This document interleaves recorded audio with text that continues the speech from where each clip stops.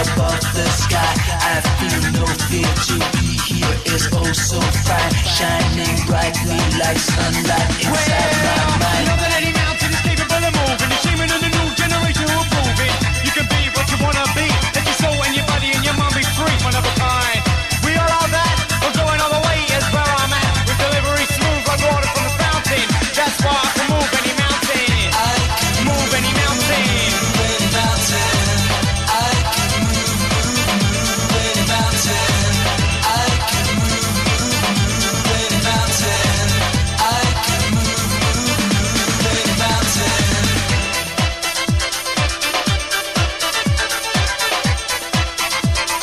Move any mountain. Move any mountain. Future feeling, new sensation. Body is rocking and the mind is reeling and rolling, racing, changing motion, flowing like a river into the ocean. Better get yourself ready for the next transition, cause the time is right for a new vibration. My vision, one nation, one tribe. One day will come the might to move any mountain.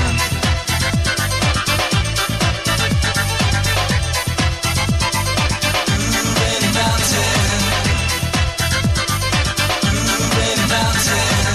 I can move any mountain.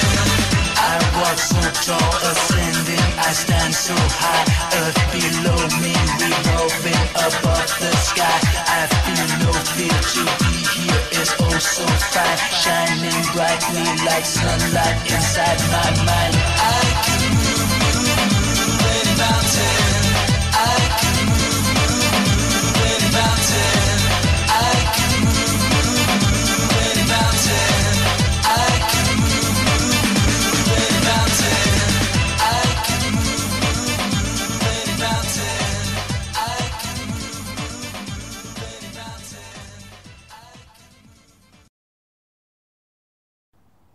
Yes, you're in tune to a crackpot. Yeah, it's my night off, and one of the busiest nights for football players' agents. I've got the night off. All my transfer business but business was done last March the 19th. I did all my transfer business. We tried to hook him up with Major League Soccer. It didn't matter, that fell through in the end. We got him $500,000 sovs out of Sevco. We took him a half a step closer to the grave. He can now bless himself playing in, is it the Galicia, wherever he is. He's away to play football in a better league, away for the Mankey mob. I saved his life, Francisco Sandaza. Yes, I can put my feet up knowing that he's away, the boy, for Jack McGonigal. Francisco Sandaza, he's sold. You're through to a crackpot here, tell 10 to tell 10, retweet to retweet. You kidding me on? You sitting there, you're not even retweeted. Right, instant yellow cards. Transfer business coming up. And for all football players, what should they be doing at this time of year? They should be doing the walk of life, that's what I say.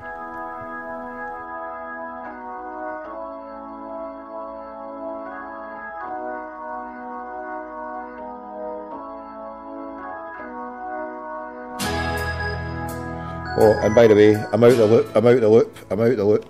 I've not got a scooby what's happening. I've been sitting watching The Lost Hero of 9/11, so I don't even know what's going on in Sky Sports News. So fill me in, what is going down there? Tell 10 to tell 10. Martin Offler is off to dire straits.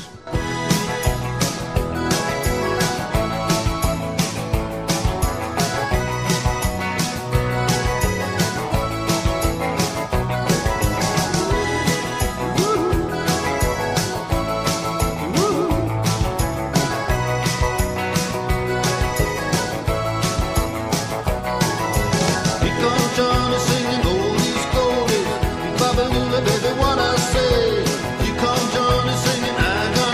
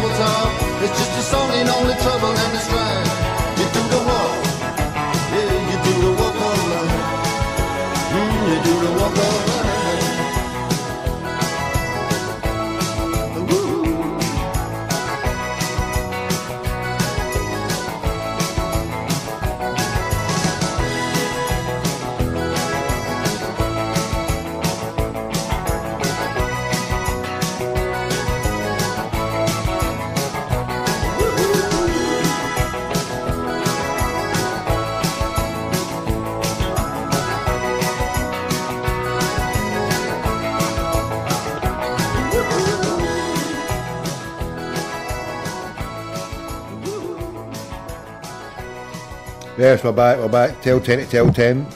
The unofficial deadline day show has started. Yes, we've cracked open the ginger. The ginger beer is here. And we've got the popcorn. We're sitting here with the popcorn. Yes, popcorn here. So we're sitting here 15 minutes of deadline. Who's Celtic signing? Celtic must be signing somebody. Tell me who we're signing. Who we got? Nobody.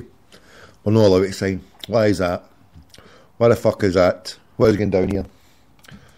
What is going down here? You're in a giraffe, aren't you? We're not allowed to sign.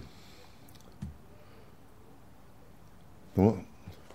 What's this Fanny saying?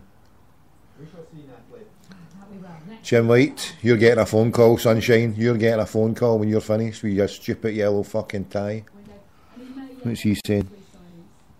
Okay, girl, thank you very much indeed. It's like having a house party and the main guest doesn't show up. Harry, come and join us. We're here. He's such a fanny. Jim White has to put incontinence knickers on his bed when he goes in hotels because he pishes the bed. I've got that in high authority. Jim White, pish the bed. Right, we're here with the popcorn. The popcorn is broken out. Mehmet Ozil has gone to Arsenal. Oh yes, that's Arsenal going to win. They're going to win everything this year with Mehmet, aren't they? Oh Mehmet, what one ugly guy. My God, they've just signed the most ugliest guy on the planet. Right, other transfer news. You get any other transfer news? Yeah, we've got loads of it. Just have to reverse it here. We can look at all the signings that Celtic have got. Not faking one. Not faking one. What was going on? 5-year contract after medical in Munich. Ozil. Ben O'Dini gone to Tottenham, what it's called. So Wenger have said throughout summer we have been working hard to bring in top players. He's pash. Pash. Pash. Pile of pash. He can't even last a game. Everton gone for Gareth Barry over season-long loan. Hull agree record club fee, $5 million for West Brom striker Shane Long. Arsenal sign Palmeiras goalkeeper. Everton, Mari Fellaini hands in transfer request at Goodison. Who's this? Give Fellaini additional time to join up with Belgium squad, the Belgian FA. Man who are aware of valuation Fellaini, which is in excess of 25. Leighton Baines almost certainly staying at Everton after failed Man United bids. Everton talks with midfielder Gareth Barry.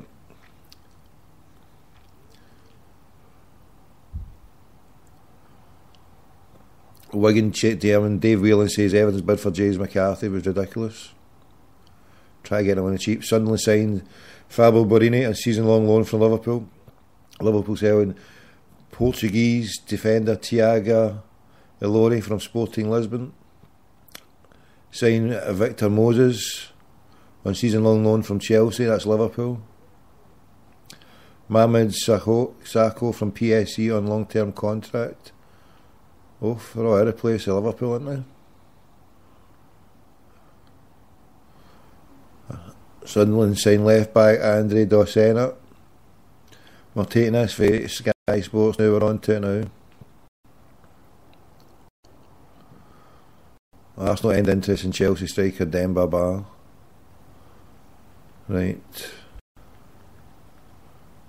Gonna have to get some agents on here. Any agents? I've got some agents' numbers. When you get the agents on. Where are thou agents? Number for tonight's show is 0141416 1888.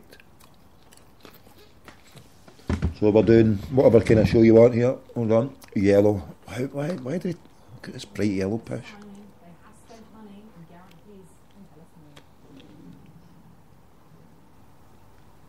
Absolutely, indeed. Arsenal fans are really overjoyed by this signing. I think more out of sort of their patience being rewarded for a very, very long time. Look at the difference between.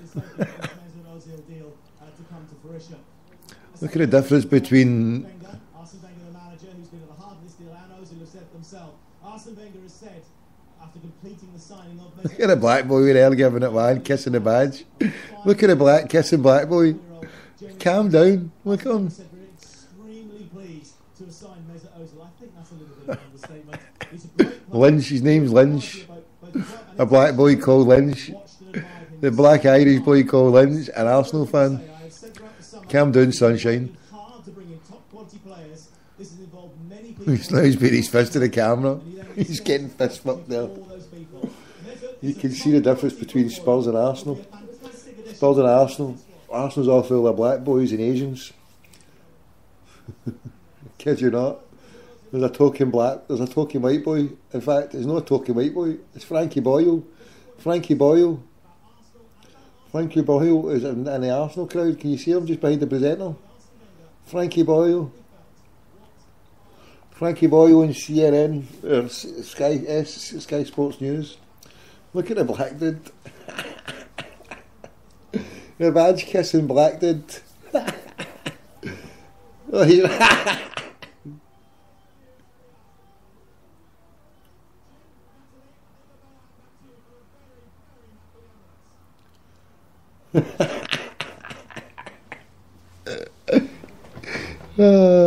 the badge kissing black boy for Sky Sports. Who is he? Who had his name and number? Who's got his name and number? In fact, I might have it. Here he is. I know who it was. It was.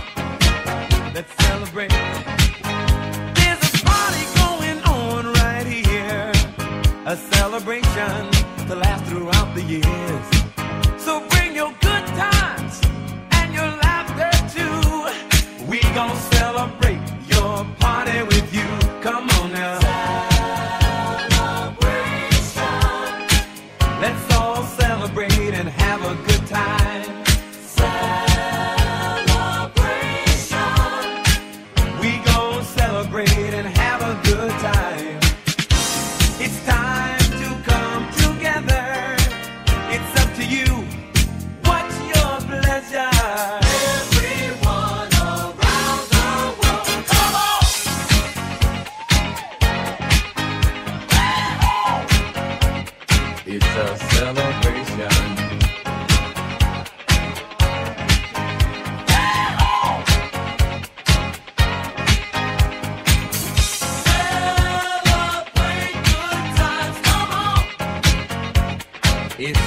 celebration.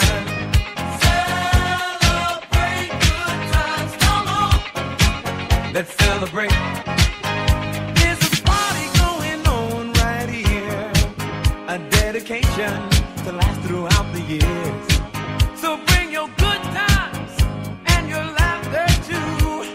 We gon' celebrate and party with you. Come on now. Let's all celebrate and have a good time. Yeah, yeah. Celebration. We gon' celebrate and have a good time. It's time to come together. It's up to you. What's your pleasure? Everyone around the world, come on.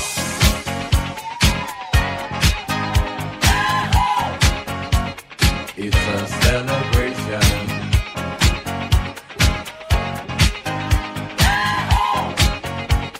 It's a celebration.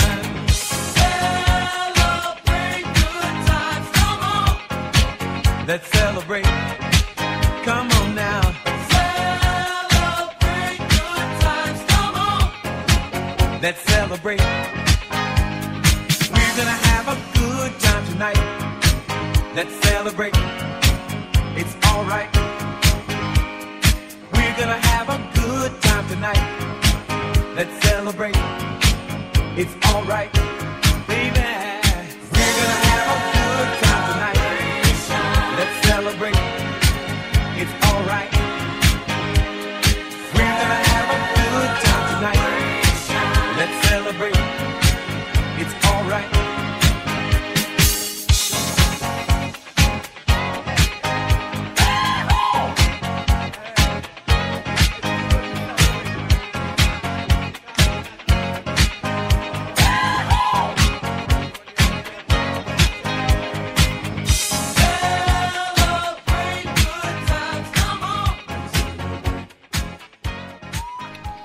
Right, here we go.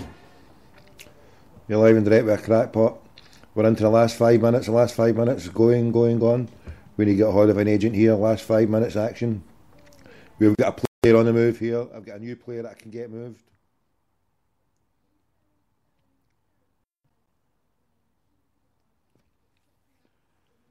See there, 5 minutes for the last 4 minutes. 4 minutes.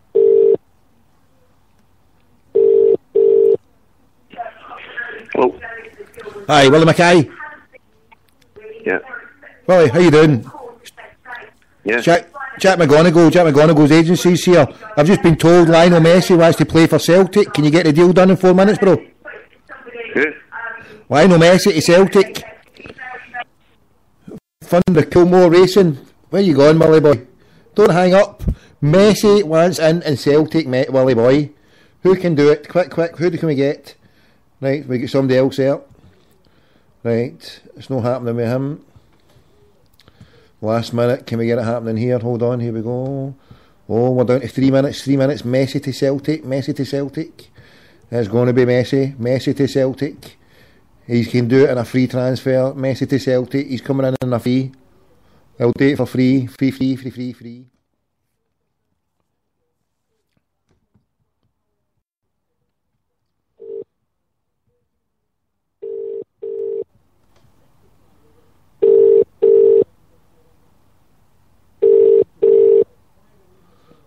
2 minutes, 2.5 minutes to go. 2.5 minutes to go. Oh, what is going down? How can we do this? Quick.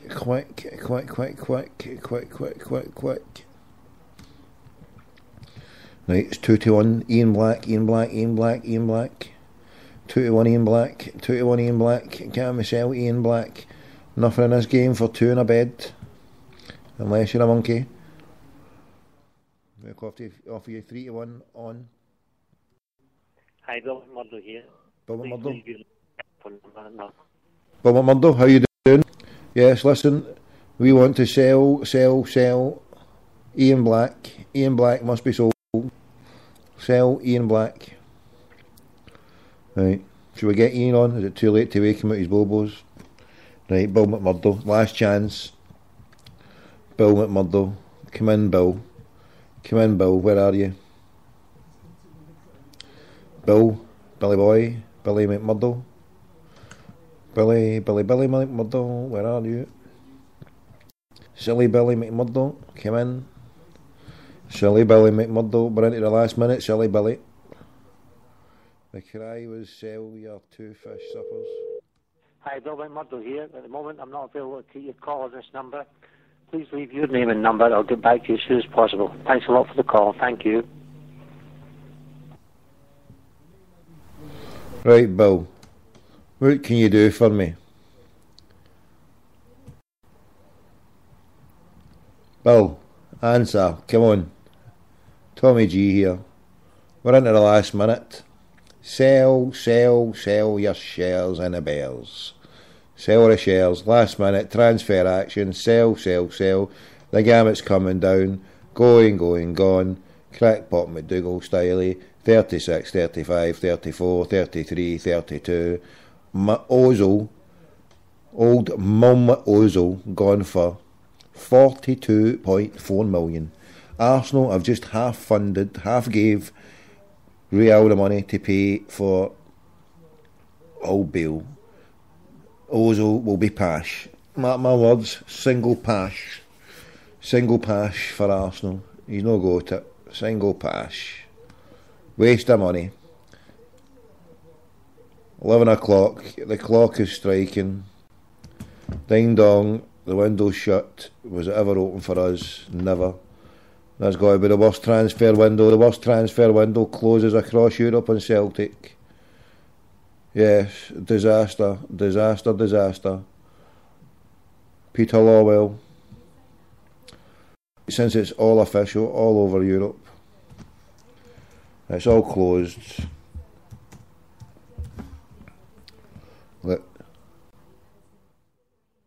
James McCarthy's arrived at the Everton training ground. If the parrot was right.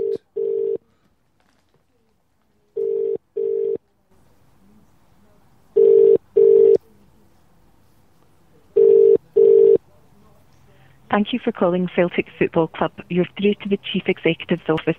I'm sorry we're unable to take your call at the moment, but if you'd like to leave a message for Peter Lawwell or Eleanor O'Neill, please do so after the tone and we'll return your call as soon as possible. Record your message at the tone. When you are finished, hang up or press hash for more options. After a transfer window where we have now failed to be in a better position, a better, stronger position on the park. Yes, we have a gold mine of coffers, but you have left Neil Lennon without enough firepower, strength and depth to take on some of the strongest team on the planet. You gambled with getting us in there. We are now probably at the behest of some severe beatings thanks to yourself and your gambles. Come out. Are you married to Ian Black? Is this Ian Black? Are you there? Ian Black, where art thou? Come on, Pedro, why have you gambled with our money? Why have you not just spent it? Spend the money, Pedro. To send this message, press hash or hang up. To play it, your Too message Too late now. He's not even spent our money. We've not even... What is going on here? Who have we signed? Take these earplugs off. Who have we signed? What is going on at this club? Is that it? Is that the best we can do? Oh, come away. I'm away for an espresso. Somebody can wake me up later on. We've never signed anybody. I know our signing deadline finished there, but we got all Pucky, Pac-Man, Pucky, what's we called? Sure a shite we've signed this summer, isn't it? What is it all about? Blue chip signing? You're having a laugh. Right, who wants to debate the merits of our signing policy here? Tonight's show is all about the shite signings and maybe Jim White later on going up the road. Pash. Ladies and gentlemen, the very word secrecy is repugnant in a free and open society. And we are, as a people, inherently and historically opposed to secret societies, to secret oaths, and to secret proceedings. For we are opposed around the world by a monolithic and ruthless conspiracy that relies primarily on covert means for expanding its sphere of influence, on infiltration instead of invasion, on subversion instead of elections, on intimidation instead of free choice.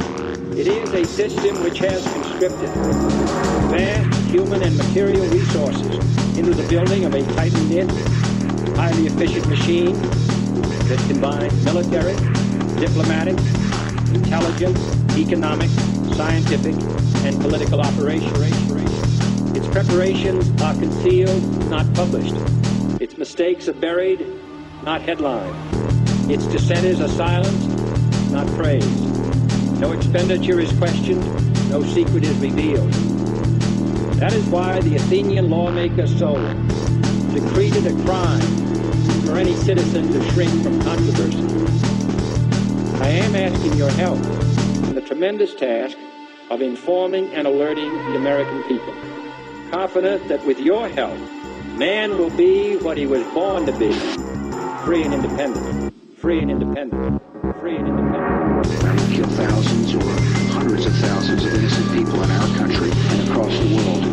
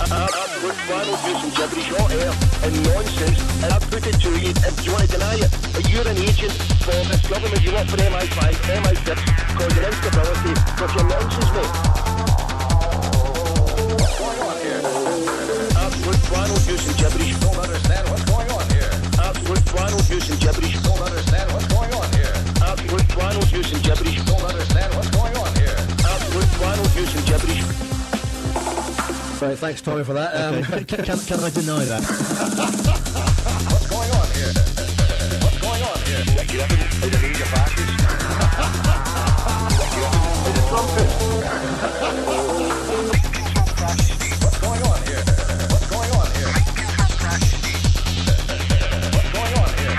going on here? Is it Asia fascist?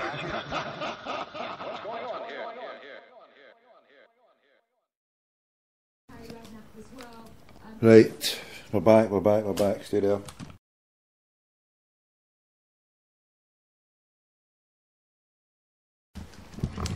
Right, I don't want to put that mic there because I kept breaking last night and causing problems.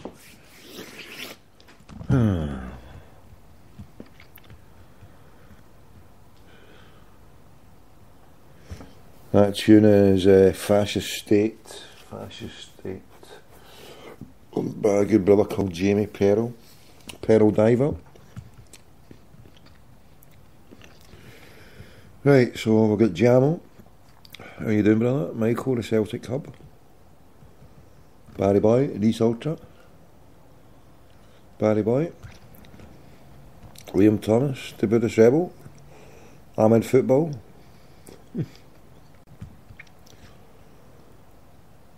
Edo and Barry. What's that?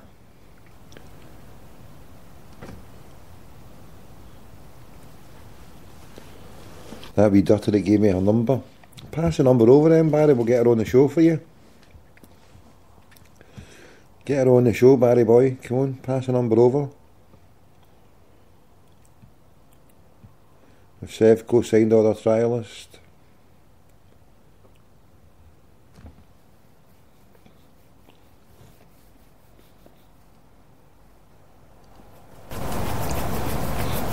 And that other free players.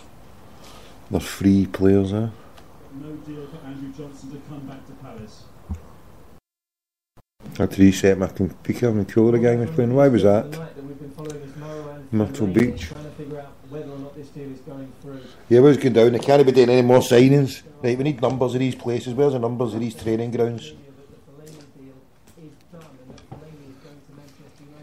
Fellaini's done. It's 10 minutes late. Can't be done. Cancel it. We want it cancelled.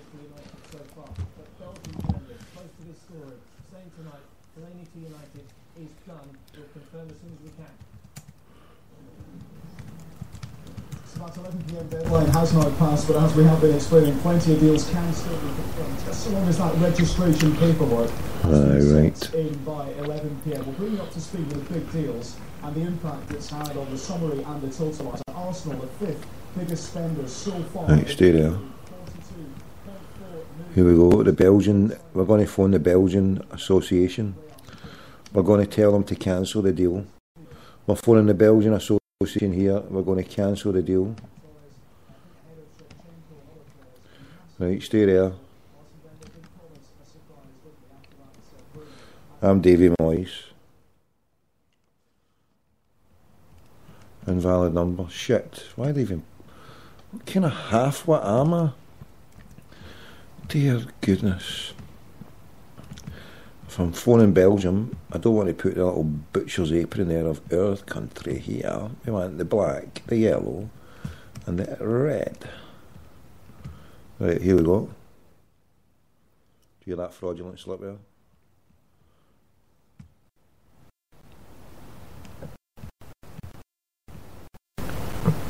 Up. Take that 3-2 out. We've got too many 3-2s. Here we go. We should be rocking and rolling now. Also, we're waiting till Jim White finishes. When he finishes, we'll give him a phone as well. So we'll wait for Jim White. Bienvenue à la Fédération Belge de Football. Nous répondrons à votre appel dans quelques instants. Welkom bij de Koninklijke Belgische Voetbalbond. We beantwoorden uw gesprek zo spoedig mogelijk. Nos bureaux sont ouverts du lundi au vendredi de 8h à 17h. Onze kantoren zijn geopend van maandag tot vrijdag van 8 tot 17 uur.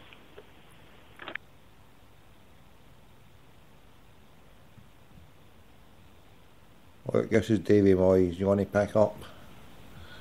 Can you pack up, please? This is Davy Moyes here. Davy Moyes. I'm for the Drum Chapel. My name is Moyes. They call me Davy. Moyes, the Davy Moyes. Mr. Moyes. Mr. Moyes to you.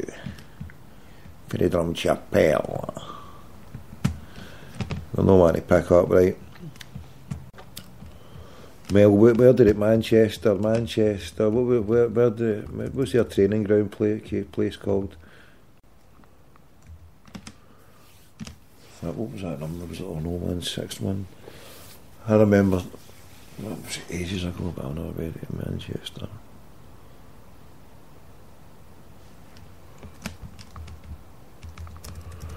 Well, but where will we be? Where do they take them? English FA, we get English FA. Yes, let's put a complaint into the English FA here. Right, English FA.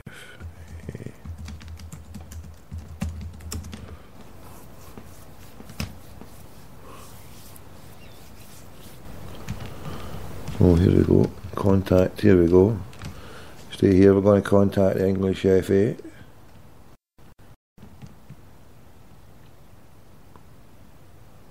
English FA coming up. Come on, English FA, where are you?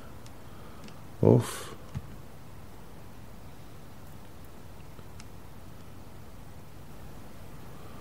Oh.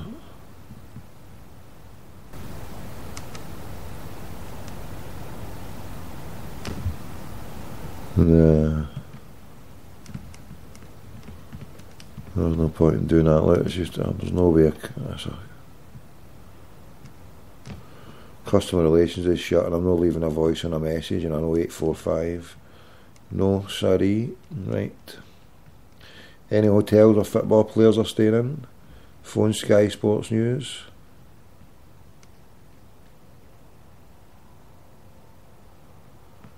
Phone Sky Sports News. That's right, that's right. I remember phoning him before.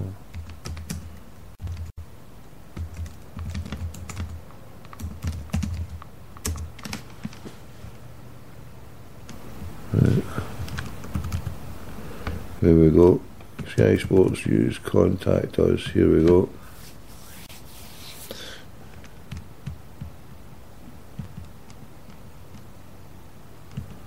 Come on. Oh, we just don't want emails, we want phone numbers. Wait, where are we? Must be a number. Come on, use. Here we go, here we go. No, it's not contact. No. Anybody got the number? Somebody gave me the number of Sky Sports News. An on 084 number. Say no, hold on. No, it's not that they'll not give me a call centre, won't it? Anybody get it? Sky Sports News? Sky Sports News? Anyone? Anyone? Anyone? When's Jim going home? As soon as we see Jim will be. When do you think he'll go? He'll go at midnight. If he goes at midnight, that's when we phone him. We'll phone Jim Shite. Jim Shite, where art thou?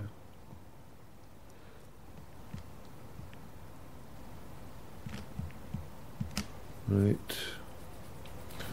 And the phone lines are open if you want a chinwag, if you need counselling. Jim's on the phone. Is that his mobile? What was he saying? I don't know what happened there.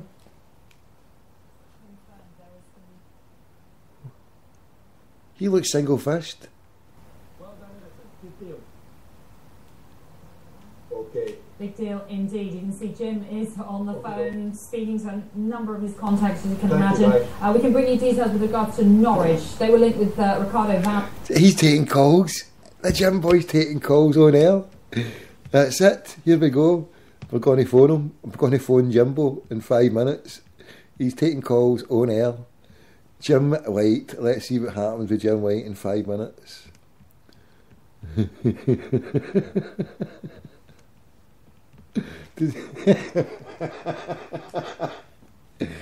He's fucking. What was it? Balinese. I think he was for the real there. I think there was somebody actually phoning him. He was just on the wind up. We're going to phone him in fucking 2 minutes here. We're playing this for Jim Shite and we're going to phone him in 2 minutes.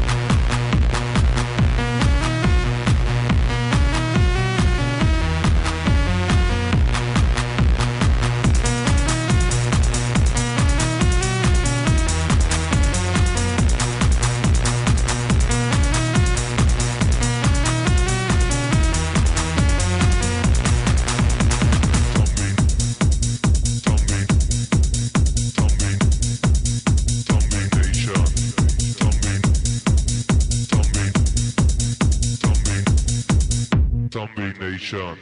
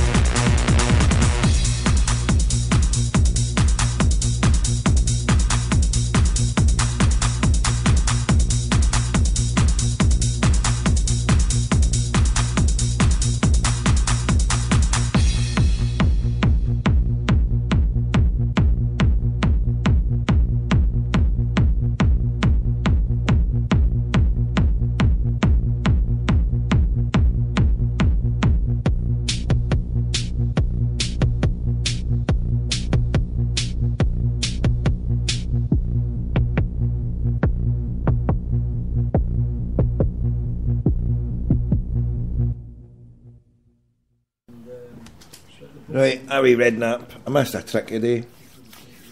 I should have been phoning football grounds. I could have been speaking to all these people.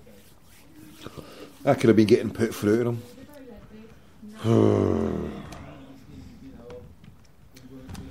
Right, we're just waiting for Jimmy White.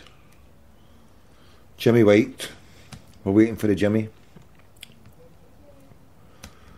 Right, my boys, as soon as he goes on there, I'll try and get him going. Come on, come on.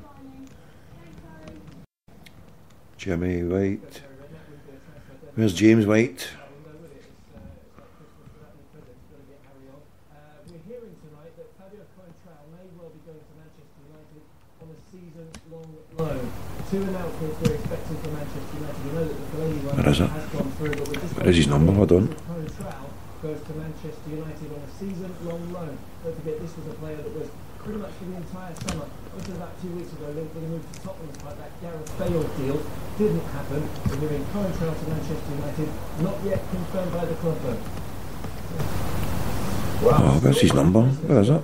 Solely on in this window. Quite amazing. Stay with us. Where's his number? Oh no. Where are we? 25 past 11. Must have it somewhere. The window might be shut, but deals are still coming through all the time. Is that what they've decided to sell? Shit, where's his number? Official confirmation of Marouane Fellaini's move. Did Manchester United beat the deadline? Oh, I'll get your haircut, Fellaini boy. Right, where did I put his number? Right, I don't know what I put his number now. Recent, I think I have saved it in like old. If I scroll down in old calls, I think that's where I keep seeing it. I think that's where it may be. We need to find the Jimmy White one. Jim White of Sky Sports. Where did I put it?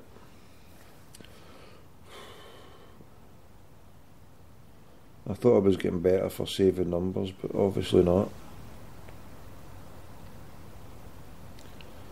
Now I need to try and think who gave me that number. I'm sure I saved it.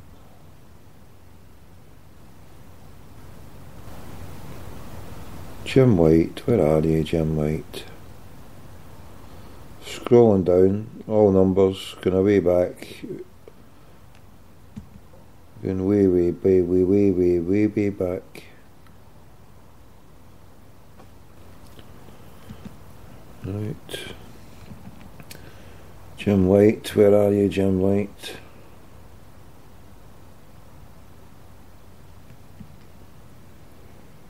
Ought to be somewhere, hold on. Either I'll have to think who gave me the number. Where did I get it now? Who gave me it? Was it done by email? Somebody gave me by email?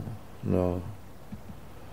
Right, I'm scrolling down. This is the best way to find it because we're looking for Jim White's number here. Stay there, crackpots. Come on.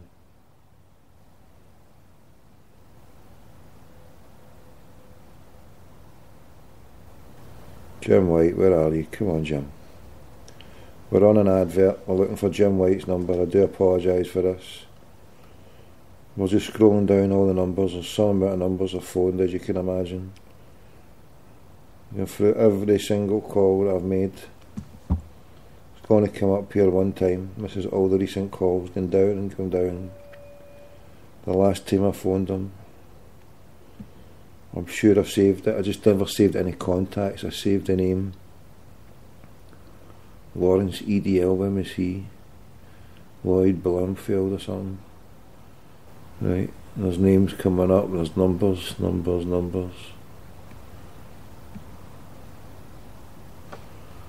Oh, these numbers are doing my nothing. Right, stay there. And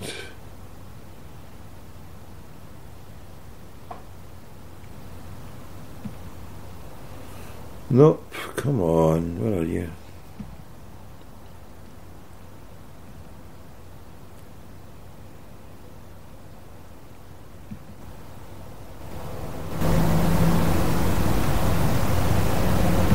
This is just a joke. Oh, look how far we're going back. Right, if I can't find it here, I'm sure I had it on.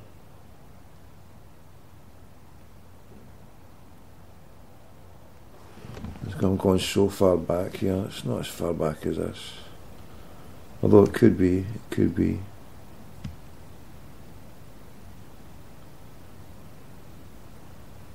Oh, I don't think it is. How far back is this? Wait to see what date that is. April. I phoned Jim White after April, didn't I?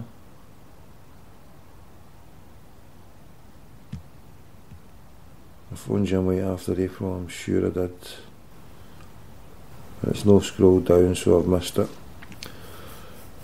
Right, so think, where did I get his number? Who gave me his number? Was it on the board?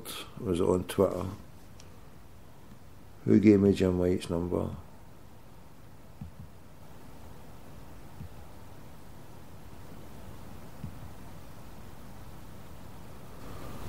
Jim White.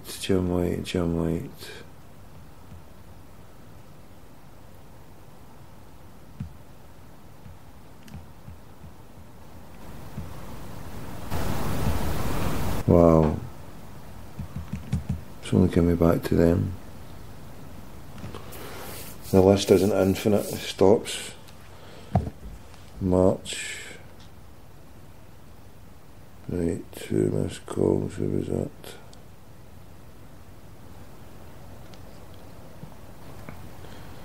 Right, to Jim White. Oh, this is going to do my nutting now. This will officially do my nutting, unless I've saved it on my phone, which I'm just about to check.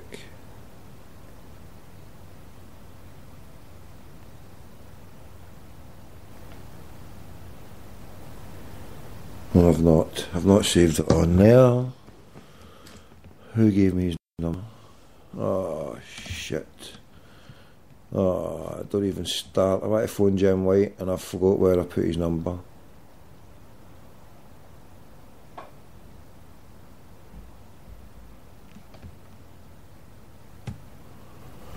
Fuck.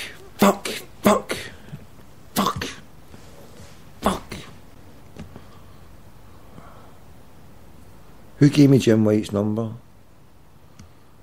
Oh, shit.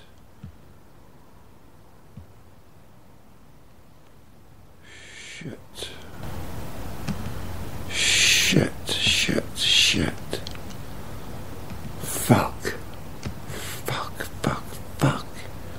Sorry. Oh.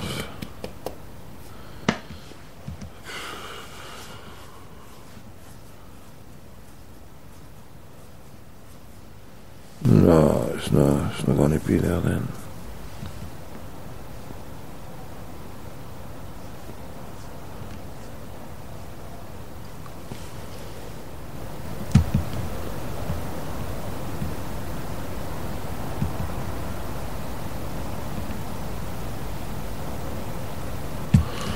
No. Oh, no. I've not got it saved on my contacts. I don't know why I've not got it saved in my contacts. And I can't think where I got it from.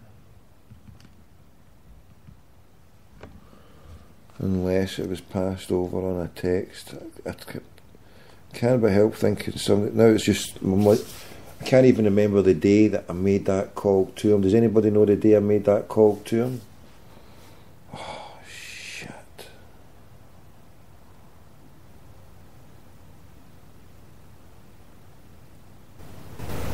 Right, there's one person where I think I got it from, and I was going to scroll onto my phone.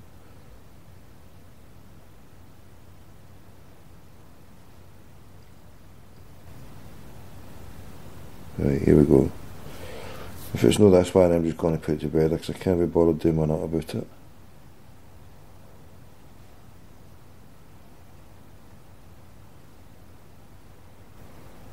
Right, no.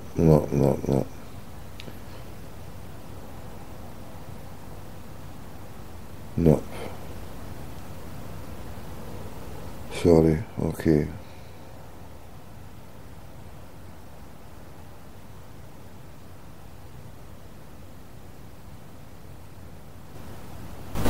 Shit.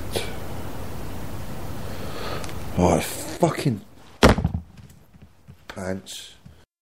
Right, I'm sorry people, I'm sorry, I'm losing the plot here. I can't remember where his number is, I can't remember where I put it. My poor organisational skills. It'll not be on the Twitter. It'll be on my board.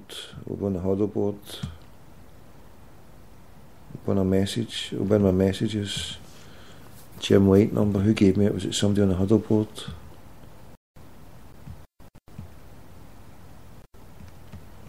Fucking do my nut in, so it is. Parrot. Would you want, Parrot? My nut has been done in. Unless I find this number, it's going to do my tuts in. Honest to God.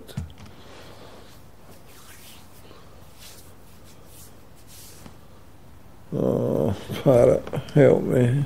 What do I do? Will I phone the Parrot? Can he take my mind off it?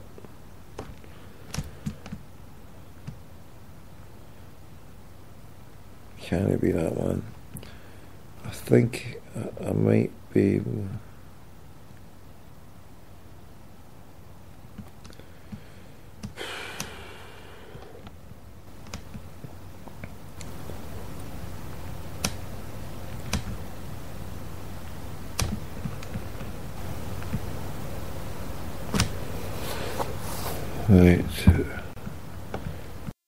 Right. Oh, think. I can't take any calls now. It's doing nothing. So I want to go and speak to this bastard here.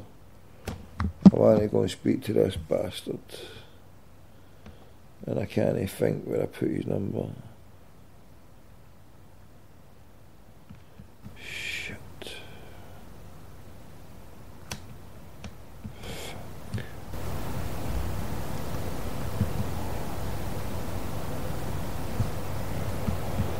Search, video search, no, search for. Oh, it's doing my nothing. I'm so sorry. I hate. I thought I had it on Skype. I thought I saved it on Skype. How have I not saved it? Fuck. How the fuck have I not saved it?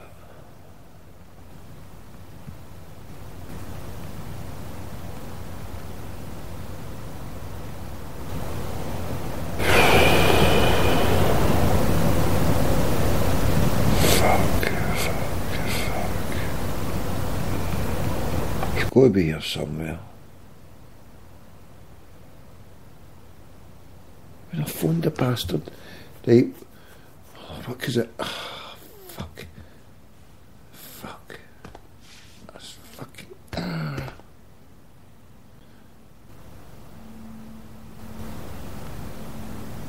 Remember I phoned him up and asked him, said he's mascara. What show was that? There was a show. What was the show with the Jim White? Can anybody find the name of the Jim White? The Jim White show when I said Your mascara, what was that one? Oh, fuck.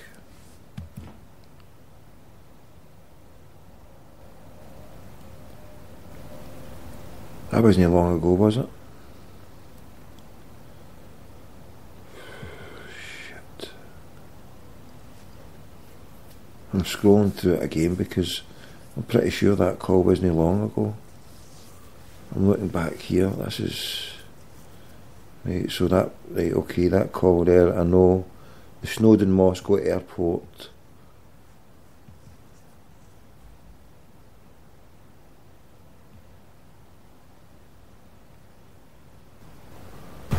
Angels, Bambi, Flavor Flav.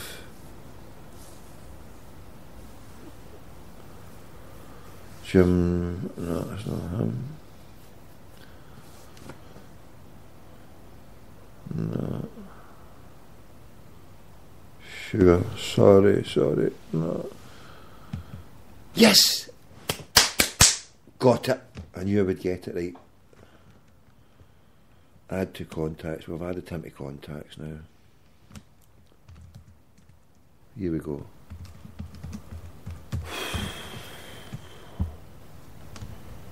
Right, he's definitely added to contacts. Just confirm this.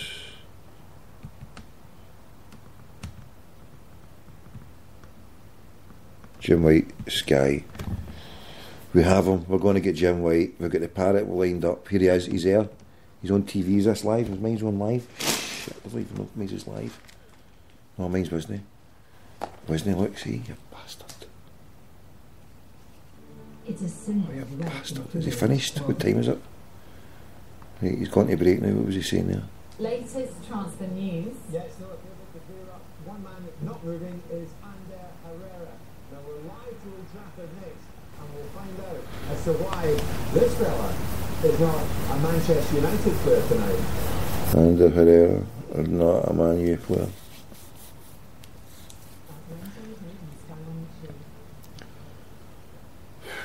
Right, we're going to time it for the old whitey boy to be on the TV, see if we can get a phone call in the parrot. And another good brother's wanting to come on. Right, I'm sorry, I was just doing my nothing. I couldn't remember where I got it from, and then I knew I could scroll down. No, you've not missed anything, GWG. I've just done my nothing over a fucking number. Jim White, we're going to try and get on to Jim White. He took a call on the air, on the TV earlier on, and now what I've been doing, I've been trying to find his number so that I can phone, and I couldn't find it, and it's done my nut in, and I just wasted so long just doing nothing, just trying to find a fucking number, and eventually I got it. So you listen to a crackpot as usual. I do apologise for being hopeless. I do try to save my number. I do try now, trust me. I knew I'd put down, I knew I had Jim White in there. I had Jim White, Sky. The old Jimmy boy.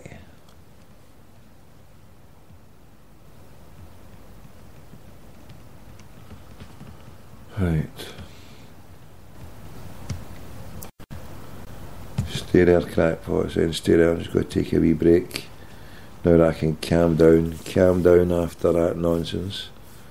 Right, I think it's time for an espresso. I want to get espresso.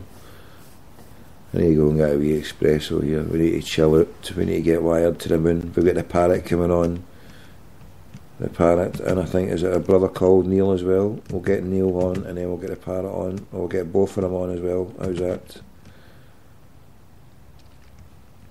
And you're welcome to join at any time. The lines are open for all crackpots there. This is the unofficial deadline show. Chew the cud, regards Celtic. Why we have now went in and out of a transfer window, and we are less of a team, more of a bank balance and less of a team. That ain't good. Here we go, they're back. Sky's back. Here we go. See, they got a man who. Hull City tonight have missed out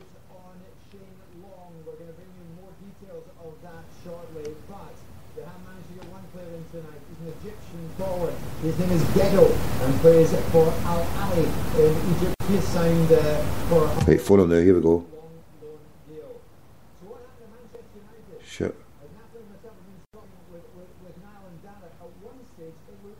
I'll phone him.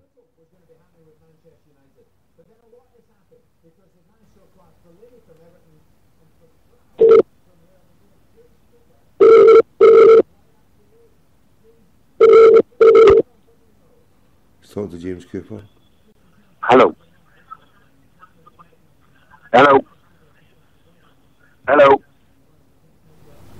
Still waiting to be done. Now, Manchester United may have bought time in terms of this deal. I'm trying to get some answers from Old Trafford. So then, he took the call while he's on there.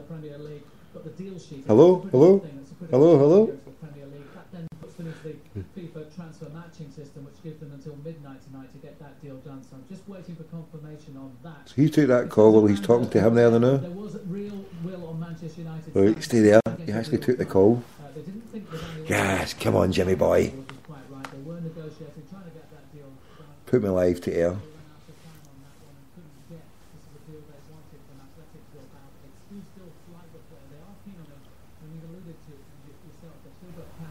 Burning a hole, if you like, in their pocket. It could be something that they might want to revisit, perhaps in January, potentially. Now, Come on, here we go, here we go. Right, just timing is everything in this game. Timing is everything. So here we go.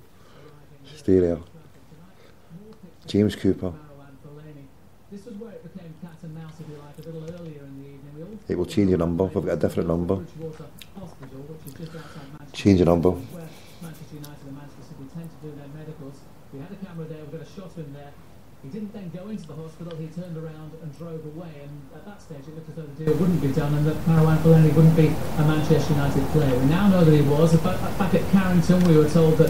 Deactivate caller ID. ...the snaps of Marouane Fellaini in that Manchester United shirt. I've got to say, David Moyes certainly put the hours in today on the telephone and at Carrington. He arrived at 9:15. I think we're just waiting here, primed. We're primed, waiting to go.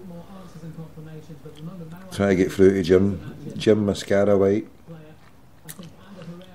Come on. Potentially a Manchester United target, although they might have to wait till January. We're just waiting for confirmation that Fabio Contral is there on the season-long loan, but could be with a view to a more permanent move. One of the interesting things that was being discussed, certainly people in and outside Old Trafford today, is that Hurry up, you trumpet. players at left back and Patrice Evra potentially could step up and play on the left wing. That was certainly one of the things that was suggested to me a little bit earlier. We'll try and get you confirmation before midnight on Fabio Contral.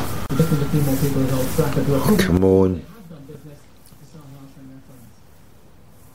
Right, here we go. Oh, Curry, you go. Brian Swanson. Concerns Arsenal, and it concerns the fact that they have signed a club. Come on. £42 million. Mesut Ozil from Real Madrid. There was a medical in Germany all day. Club lawyers were working frantically behind the scenes over in Germany. They were desperately keen to avoid a scenario that saw Willian go from Tottenham to Chelsea at the last minute, while Arsenal tried to keep this under wraps in the final few days of this transfer window. But now we know confirmation coming from that, and what will be the second biggest transfer involving clubs into the Premier League just after Fernando Torres. A huge deal there for that. Interesting development. He'll be a flop. That's my hopeless opinion. He'll be a flop. Fellaini and Herrera is in.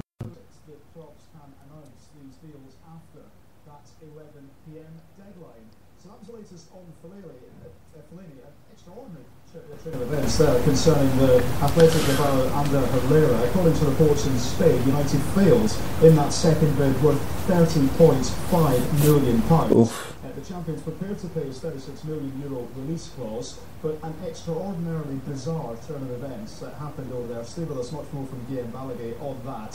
So that was... He has signed in. Herrera from Bilbao, they say. Liverpool. Moses, Sacco and Laurie. Right, we're just sitting here. If you can hear, I've got the old deadline stuff here, so we've got the alternative crackpot transfer window. Sadly it ain't Celtic, but we're trying to get Jim White and we're trying to get on Sky News. Sky News. 3-year deal, breaks their previous record deal of £6.5 million. Scored about 14 goals for Sunderland last season in 31 games. So a big signing as far as they are concerned. And incomings at Sunderland, one player who... Right, come on. Come on, we went on Sky Sports News. Sky Sports News. The crackpot watching Sky Sports News, so stay there. Parrot will get you on. I think it's Neil will get you on as well. Just stay there. Patience, time is everything. £575 million spent in the transfer window. Oof. Right, we're not back to Jimmy Boy yet. Come on.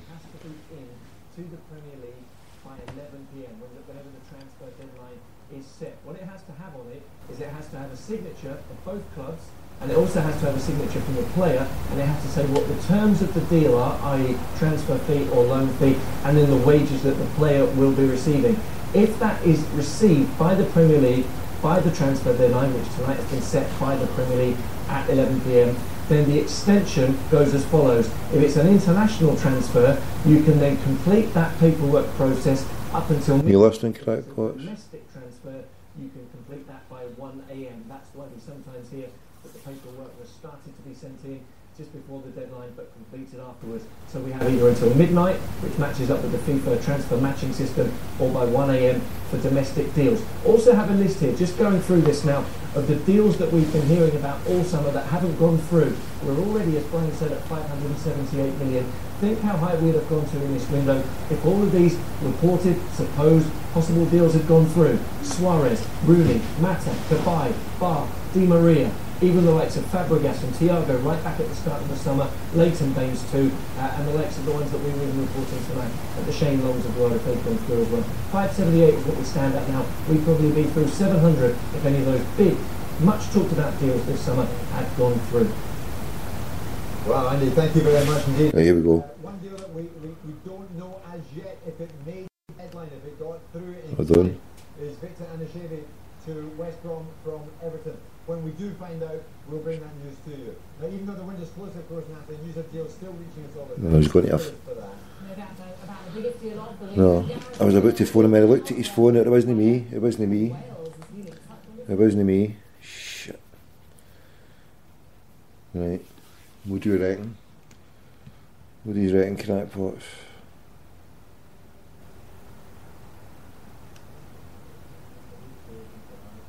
I don't know if he's going to come back. I'm going to like he's going to walk home, and sometimes when I think back to my past, it feels like a book. This seems to be something else that's come right right around. I think everybody's starting to come together as a team now. People that haven't brought us. Stuff like this doesn't happen to you guys, don't you? School of Hard Knocks, Sky Sports 2. There was a boy walking through the fields of Red Road Flats. Right.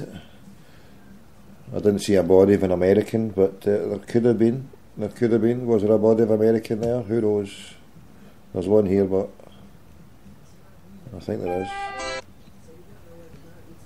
There was, and there is now again.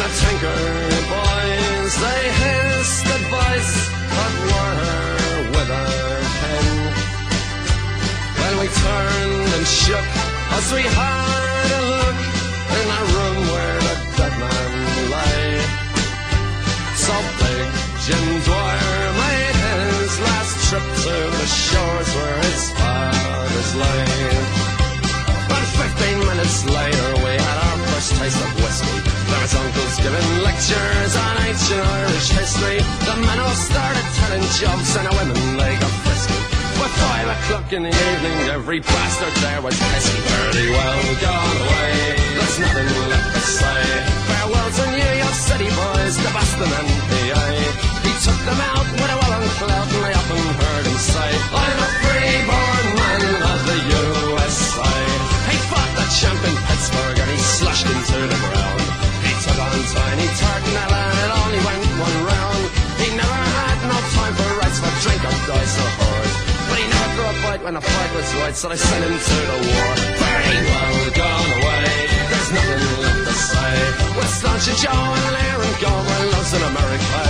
The calling of the rosary, Spanish wine from far away. I'm a free-born man of the USA.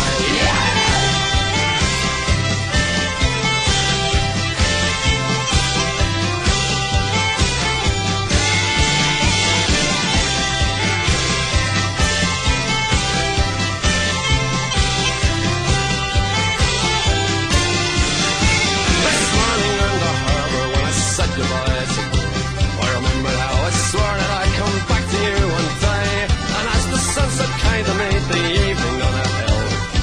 I'd always love you, I always did, I always will. Fairly well gone away, there's nothing left to say. But say adieu to your eyes as blue as the water in the bay. To big Jim Dwyer, a man of war, who was often heard to say, I'm a free-born man of the USA. I'm a free-born man of the USA. I'm a free-born man of the USA.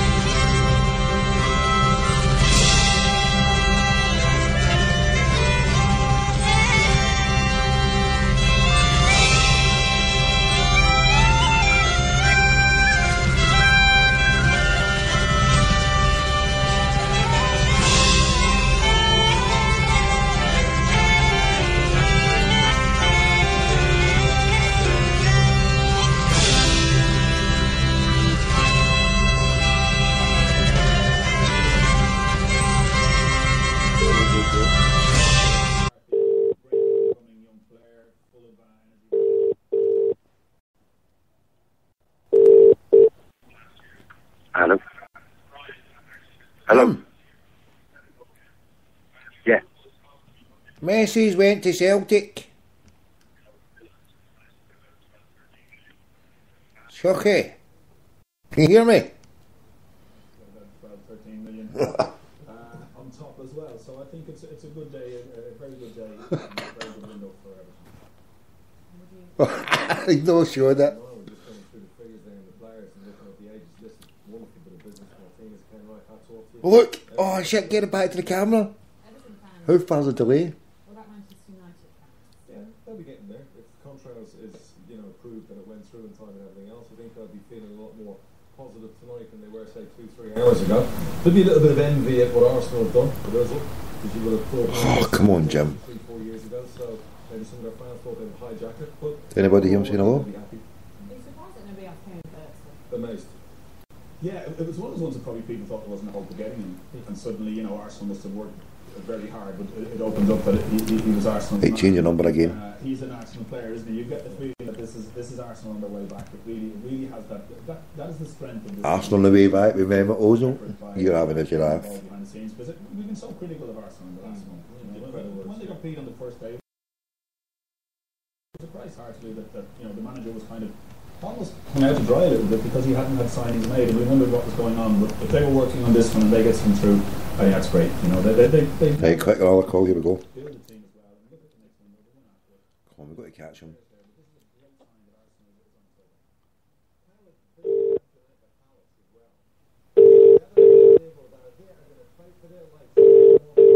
Come on, Jim.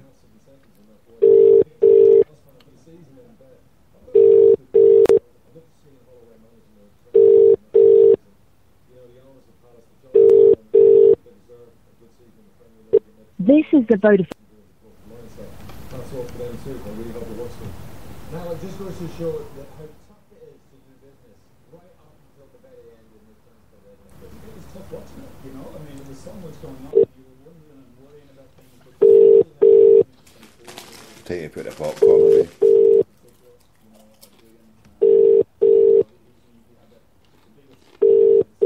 The action's over. The party's over here. The transfer window is shut and the popcorn's done. This is And the Jim White's Fellas, for joining us tonight and taking us right through the window with some terrific... Look, he's looking at his phone. It's me who's phoning you, you cunt. It's me, you fucking Bahama. It's a crackpot's phoning you with two fingers up, you fucking Bahamian prick. Wayne went to bed, you ugly looking cunt. We have a lot of business at the end of the day there. Now stay with us, because when we come back on the other side of midnight, we will be live to Old Trafford to find out more. T'other side of midnight. Right, on t'other side of midnight we'll be getting the parrot on. T'other side. In fact, we'll get the parrot on now. Here we go. No more prevaricating. Get the parrot on here.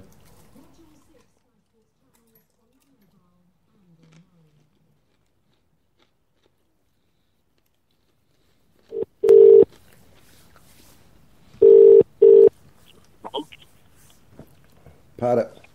Stay there. Parrot, he's phoning me back. Try to talk to him. No chance. Talk to him for me, come on.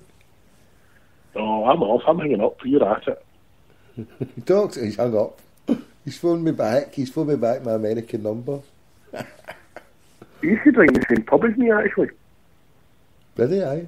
Who was that? He used to drink in the Apple Arms at the top of the town, across the road from the old STV studios. That was my old local for years. I used to be in there on a Friday night with Charlie Nicholas and Paul Cooney. Oof.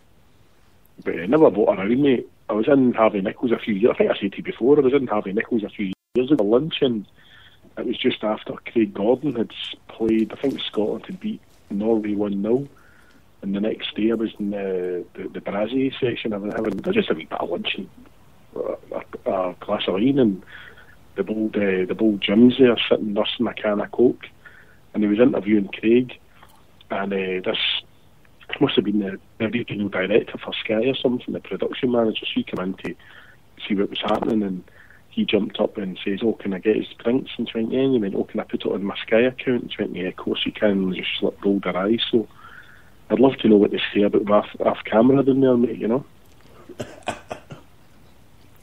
Well, I found out that he's a bit of a wet the bed because my cousin, I can't remember if it was her or somebody else, I don't know how, but apparently, yeah, it probably was her because she worked in one down in London, and they had to put incontinence knicker, they had to put stuff on into his bed because he wet the bed. He's that much a fucking jakey. It must have been like the Alton Towers, the old flumes, mate, you know what I mean, if he stayed as a gaff.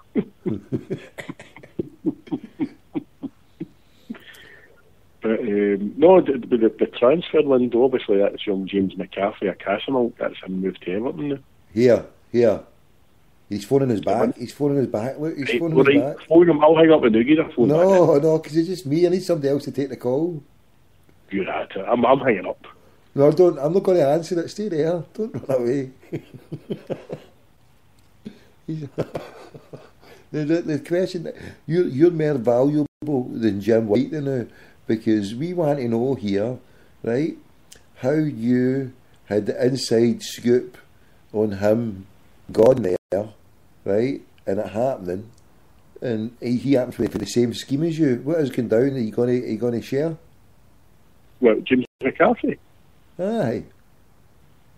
James came to fruition. He went to St Magamini's big floor up myself, and I remember I was home at the time, and James was playing for Hamilton, and I'll never forget, it was St Patrick's Day at Firth Hill.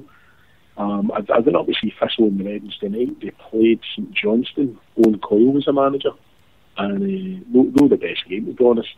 And I went back up on the Saturday, the Paddy's Day. I was walking up, I'll never forget, I was walking up the Mary Hill. Obviously, I rode you know well, Thomas Street. and the rain that day was coming sideways. You know, and everybody was, I was still drinking at the time, everybody was out in the bevy, and I said, I'll go and see this boy from Castlemont, see if he's any good.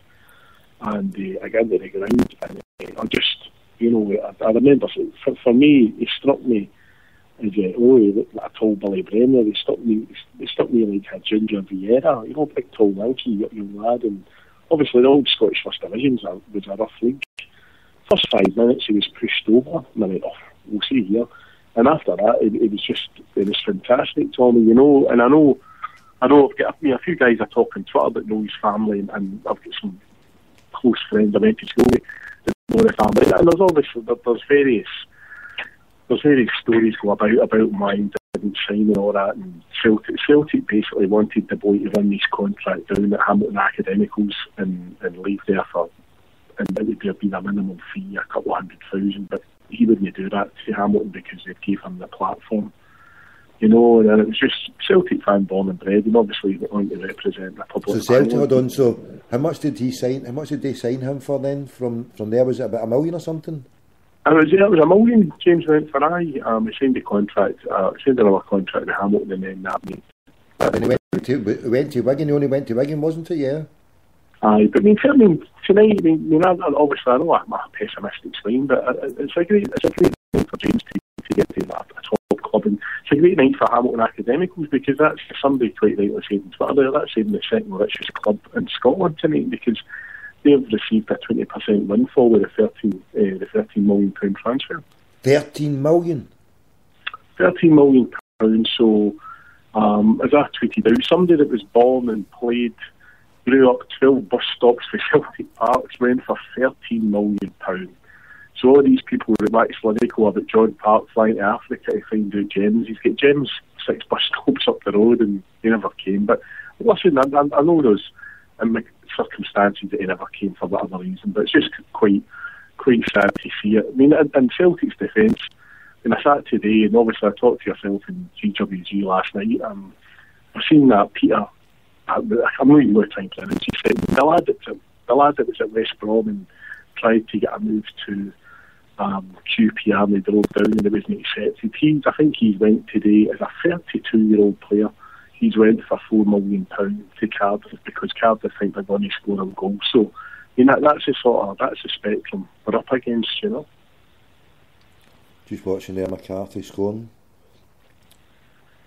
I mean, I'm delighted for the boy. You know, I mean, I don't know if we're going to get any. I know that once the transfer market closes tonight, or it's closed, I think when there's players being released and all that, I think this is when Celtic, as I said to you last night, I believe somebody, I think it's Tony Cassidy, put up a CQN article, the fact that Neil Lennon had asked John Park to try and have a scurry about and see if you can get a couple of players, mate, as in for freebie. So we wait and see. They may get something in, mate, you know.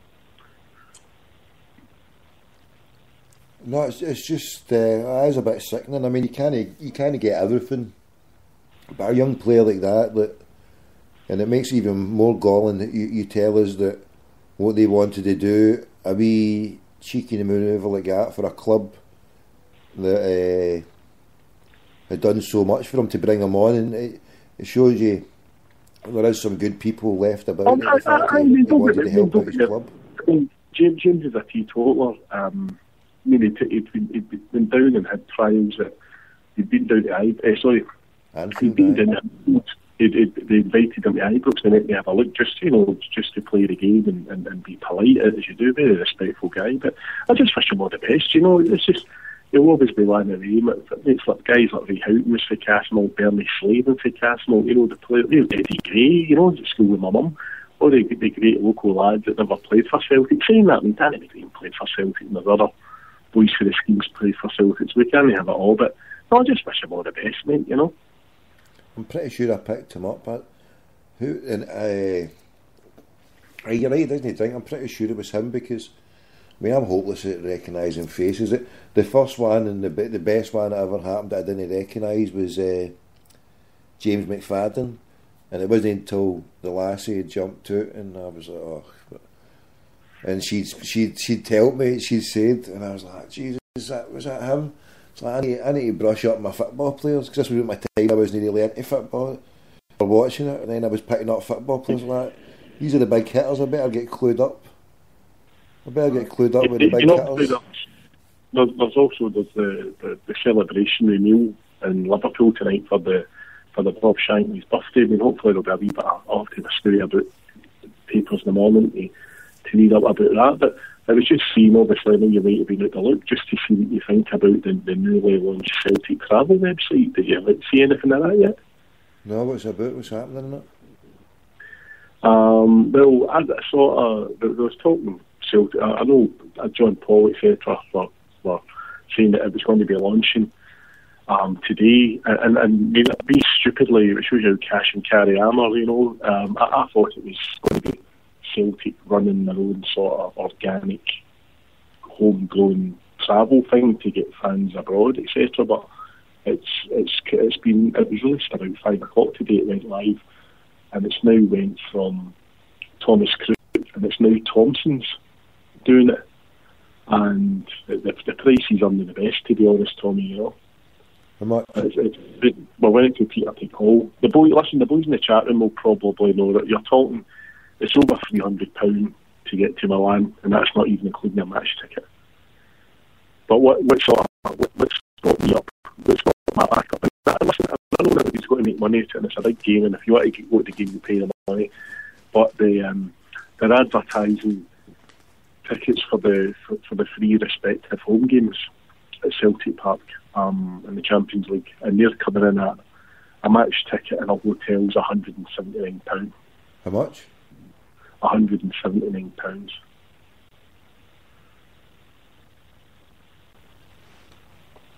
So hold on. That means then they're not going to do any public sale then? Or the public sale is going to be limited because they're going to be selling them off to Thompson's? No, aye. That's the way I would perceive it, Tommy. You know, I think it's going down the route. If you want to be, if you're lucky enough to have a season ticket, you're obviously going to be in the privileged position, or if you're an executive club or whatever. And fair play, everybody that puts some money into Celtic should get the first bite out of the cherry. It's just, as you say, it might be the people that can. It's going to mean people only going to be able to afford to go to various games, but it's quite and the game's sort of getting further and further away for the working man, you know. But we'll see. But no, as I say, I stupidly maybe thought that in this modern day and age, you know, it's you can charter a plane. You can have 4 people sitting in an office while on laptops all day and answering phones and sorting out a travel thing to put it out to Thompson just shows that it's a case of getting, as it has been with the catering and it has been with Thomas Crook for 8 years. But saying that, I mean, there's other football teams do it, so Celtic's just going to be a blub touche sort of thing, mate. But you know, MD, the one thing I would say is it's quite disappointing. Stevie and Glasgow Road tweeted it earlier as well. It's quite disappointing that although a lot of folk are very frustrated, don't get me wrong, I was bombarding Celtic last season, but I done it to the actual club account.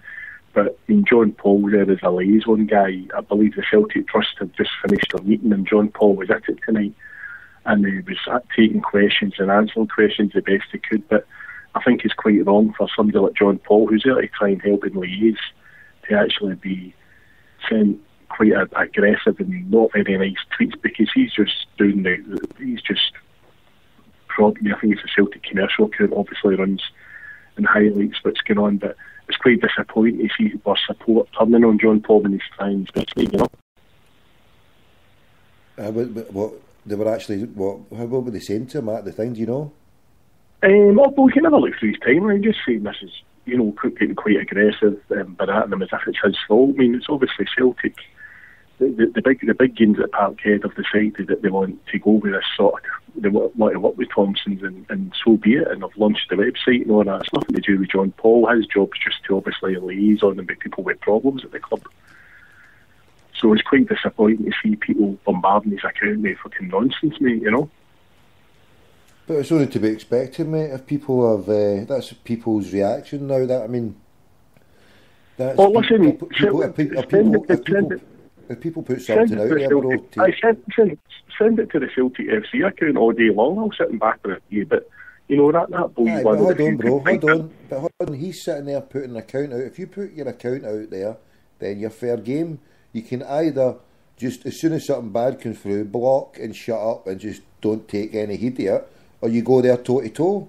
And if you go there with a Twitter account, you have to know what's going to come. If you put something out there, or you work for something and you put something out there, you have to face the facts.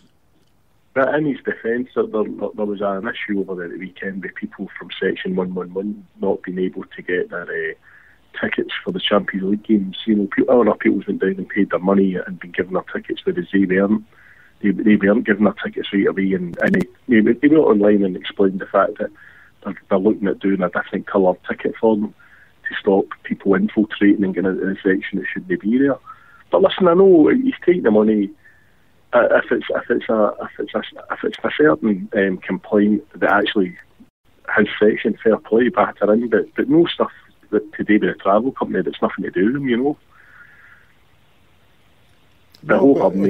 If he is there as a representative for that at a meeting, then he's got to face. No, not the meeting. I just mean today when Celtic launched this partnership with this company, and I know he's done this say, right, that's it live, you know, that's got nothing to do with it, you know. So it's quite disappointing. And I know people's the Celtic commercial account, you know, the same it's running, it batter into them, but John Paul's providing a vital service for everybody in the supporting game. He's due, he tries to answer everybody. I've had a couple of queries with him, reference Stewart, etc., up the perch, and he's been excellent. I've had an email back with him within 20 minutes, mate, you know. And this has been all the Section 111 tobacco was going on at the time, so you know he's a valuable asset for the club, and it's quite disappointing to see him being abused like that, you know. We need Lawwell on Twitter, that's what we need to eat. I thought I was going to hear you saying that you're going to actually work for the PLC. You're giving such a strong defence there for the PLC. The PLC lackey. You're turning into a PLC lackey. You're giving defence to the lackeys here, the PLC here. I mean, come on. I mean, that is shocking, and particularly on the day when I've now been asked from Barcelona, mate, he's planning to come over for the Celtic Milan game. Apparently one of his family, it's his birthday that time, and he's wanted to come over to see a Celtic Champions League. He wasn't wanting to come over for the Barca one, so they've paid for him to come over to Milan, so I'm going to have to hunt down a ticket for him for that. So, but this news that you've gave me now, it's dire news, because I know what Celtic are going to do now. They've announced a public sale, so the public sale, what will it be? How many? They're definitely going to be giving a good few to Thompsons to do what they used to do when it used to be the Mankey mob used to come along. You know, they sell it to the corporates, and they sell it along. Well, not the corporates, but they sell it along with, you know, a hotel room. They sell a dodgy 3-star or 2-star hotel room. And what did you say there it was? £170? £179, and they'll probably get a couple of golf buggies and be running people all for the Belgrove and the London Road. Just to get my cynical side back in case anyone think the chat and thinks I've been taken over by an imposter. But no, I'm just sitting here waiting to see if I've signed them the inmate, you know. But what can you do? But the would you call it what were you just saying there about the would you call it? Oh, I've lost my head there. What I'm watching. Are you watching Sky Sports News? Just watching three little green-headed trolls washing a motor. What is this? I've hardly watched TV. What is this going on here? What is going down? There's loads of them. It's basically what you're seeing is it's a second-generation advertisement campaign, because the summer sensation was Despicable Me 2 with the little minions in it. So what you've got is, for example, do you remember maybe about 10 years ago, Chanel, the French designing company with Lagerfeld as a top man, launched a white leather watch. And then what happened was the next generation of companies, everybody down the food chain sort of copied that, from down to £1,000 watches, £500 watches, toy brown watches for £60, and it went down to a G-Shock watch at £40, they all copied. all copied it. If you ever watch the movie The Devil Wears Prada, you know that this immersive advertising goes on, the top of the line stuff, bring people out, like the Queen, the late great Lee Alexander McQueen, God rest his soul. Freddie and Westwood will bring something out, Lagerfeld will bring something out, any other Tom Ford will bring something out, and then it's stripped down. That advert you've seen there is just Samsung phones copying little cute things, and they've made them green, so they're not. If they made them yellow, probably Walt Disney would sue them, but so they've made them green and they look very similar. Well, then a little bit of eye there. And it's to get into your subconscious, because if you've got children and they like Despicable Me, you'll be, oh look, get that phone. That's how it works, Tommy. Despicable Me? What's Despicable Me? It's the little, your kids have probably got it. It's the Pixar movie. They've just released the second one, and it's a baddie who's like Peter Lorre, and nobody likes him, and he's got all these little things called minions, little yellow fluffy things with one eye. Right. Anyway, getting back to what were we saying there? We were saying something else. I've lost it. I was just sitting there looking at it, going, "What the fuck is this?" Anyway, turn to you. Do you know what I mean? Jim White's phoned me again 4 times. He's phoned through to try to speak to me. Well, but listen, mate, you're going to have to. You're just going to have to go to Banana Land.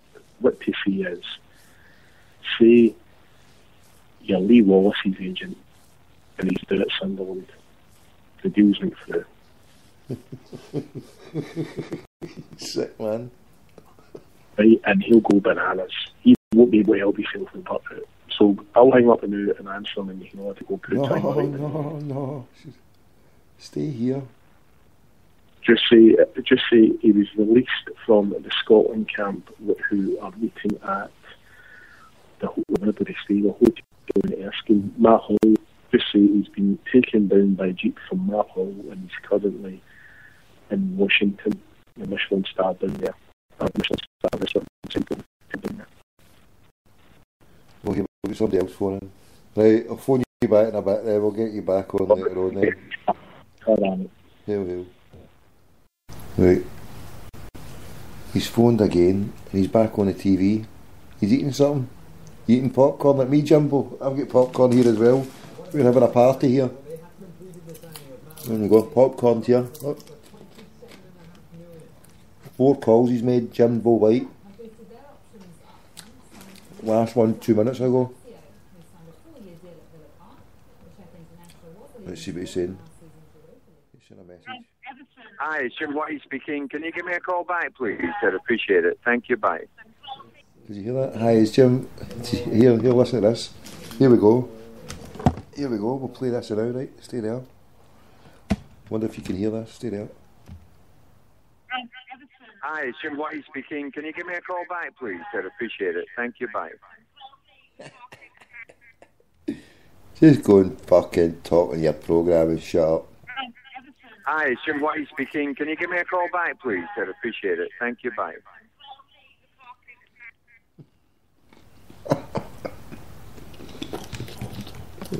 You want a call back, Jumbo? Right. So, Lee Wallace to Sunderland. Lee Wallace to Sunderland. Right, hold on, who's this? Oh, there he is.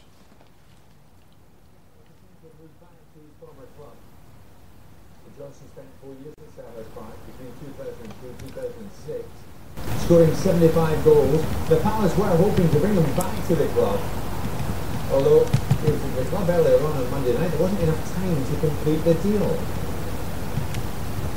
Barry Bannon has joined Palace from Villa, signing a 3-year deal. He's joined for an undisclosed fee. Now, the move sees Bannon reunited with Ian Holloway, who he played under as part of the Blackpool side that won promotion to the Premier League in 2010.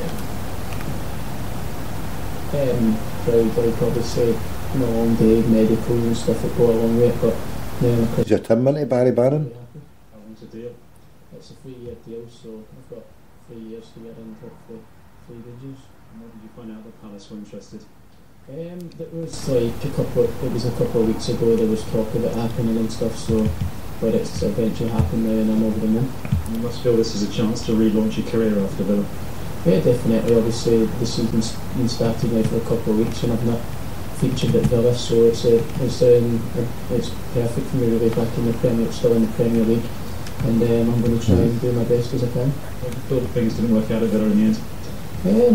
Just all sorts of different things. Obviously, I played a lot of games last season, to be fair, and then the gaffer's obviously decided to go a different route at Villa, so you can't complain. Some managers like some don't, and then obviously I've been told that I had to go out to get games, so I've signed to him, which I'm looking forward to.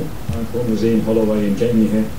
Yeah, massive. Obviously I worked with him at Blackpool, and that was probably the best highlight in my career so far at Blackpool. We got promoted, and he was... Right, who's the brother that phoned there, because the Skype is playing up.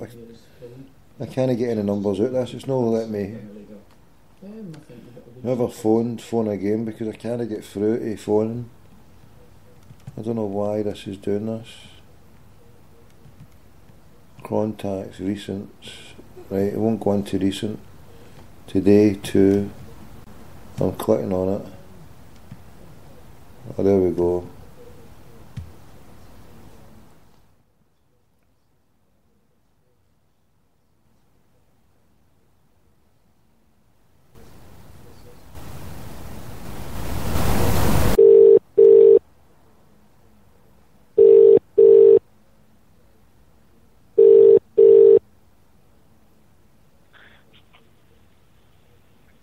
How you doing, Hello? Tommy? How you doing? Who's Hello. It's Neil. that? How you doing, bro? Not bad. What's happening? I thought you'd be phoning Mr. White. He's been phoning back. Do you want to talk to him? Fucking talk to it. I don't think I could keep my temper if I spoke to that prick, to be honest. I know what you're saying, What's happening anyway, mate? What's your thoughts on it?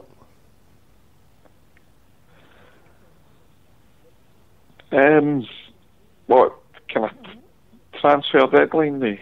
Aye. See, to be honest, I really think I know you won't agree with this, but I think Celtic have done quite well, to be honest.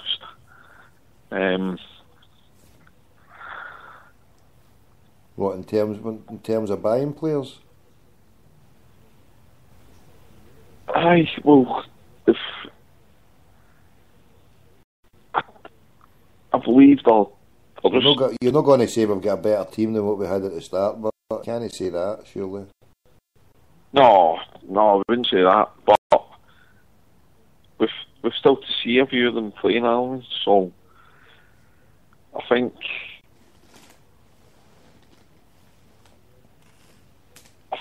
Lawwell's been very... He has gambled, and Gamble? it's paid He's not off. spent fucking much to gamble, but to gamble would be to spend the whole of the 20 million. He's no gambled the 20 million, he's kept that in his back bin. I know, but it's the wages, Tommy. If you're coming to Glasgow Celtic, right, 20 years ago, you go, there we go. These guys can go to fucking a championship team and earn more. You know what I mean? Aye. So it's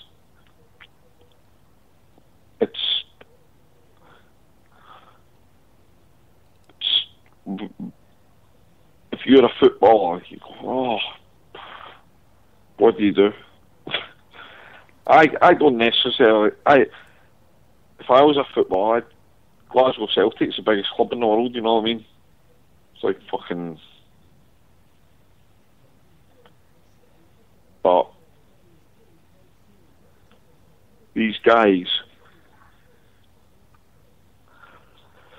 No, I'm just looking at Bale there, the new gone to Real Madrid, the world's most expensive football player. It's a bit obscene, isn't it? But he is a good player. But I don't know about the world's most expensive. Well, Who do you say the best player in the world was? It wouldn't be Messi, Gareth Bale, would it? I would say Messi. Exactly. It wouldn't be Gareth Bale, would it? It's just fucking obscene. Well, he's helped raise the bar now, because now these two Spanish teams have got, or a Spanish and a Catalonian team, have got arguably. They can't even keep you up, so. I've just rewound it to see his family again here, but the would you call it? The two giants there have now got arguably four of the best players in the world as strikers. So we're going to see Bale and Ronaldo against Neymar and Messi. Do you want a ticket for the El Clasico in a couple of months? That's going to be some game, that one. Imagine those balls. Those balls are on eBay now. He's fucking that one there. There you go. 10 grand. No, I've rewound it back. I'm not that far ahead. I'm a minute behind. Signed by Gareth Bale, Tommy in Glasgow and Parrot.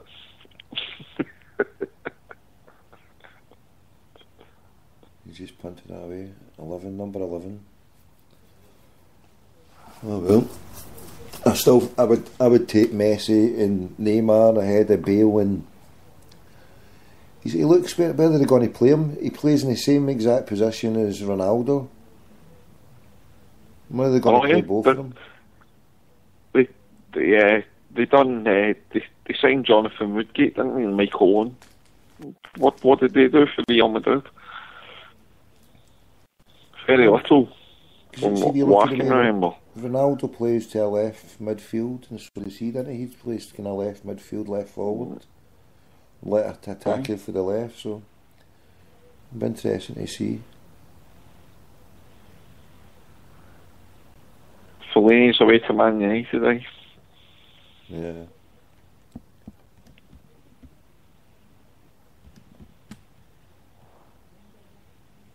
Fast forward it here. Right, bro. Hold on, let's see what's happening here. Can you hear me, aye? Aye. Hello? You there? You still in your tin foil scorer? Oh. No, I've not got the motor now, bro. I'm off the road now. Slight problem, but I might not even go back, bro, because I'm going to be. I'm on my way soon. On my way out here, so I'll not be. Know where I'm going anyway, bro. Hopefully.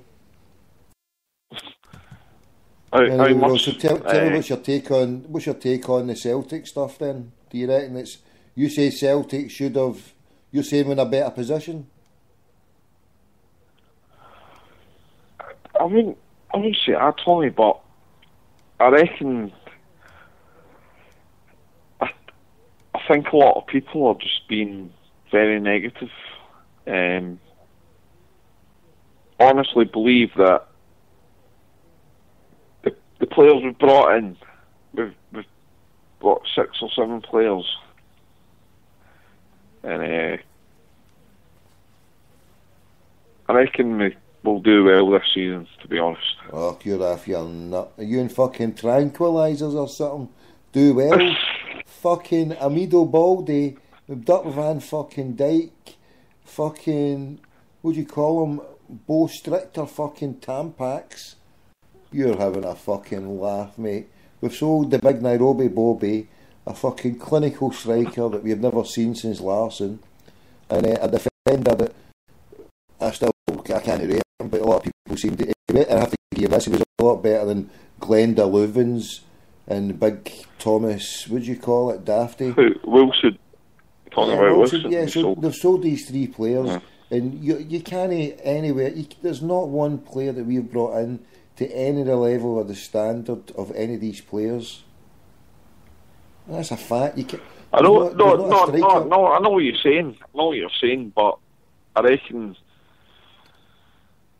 you'll be surprised. That's what I think. Surprised? I'm surprised that you're fucking saying that. How? Like, we go and sign a player with the proven goal scoring record, of Hooper. He scores 30 goals. There's a player there, okay, he's not 2 million, he's 5 million. But apparently it's out with our wage structure. So what do? We go and sign a player who scores like 6 goals, 8 goals, and then he's not the finished article. Well, hold on a minute. We are playing almost the finished article in Milan, Ajax, and Barca.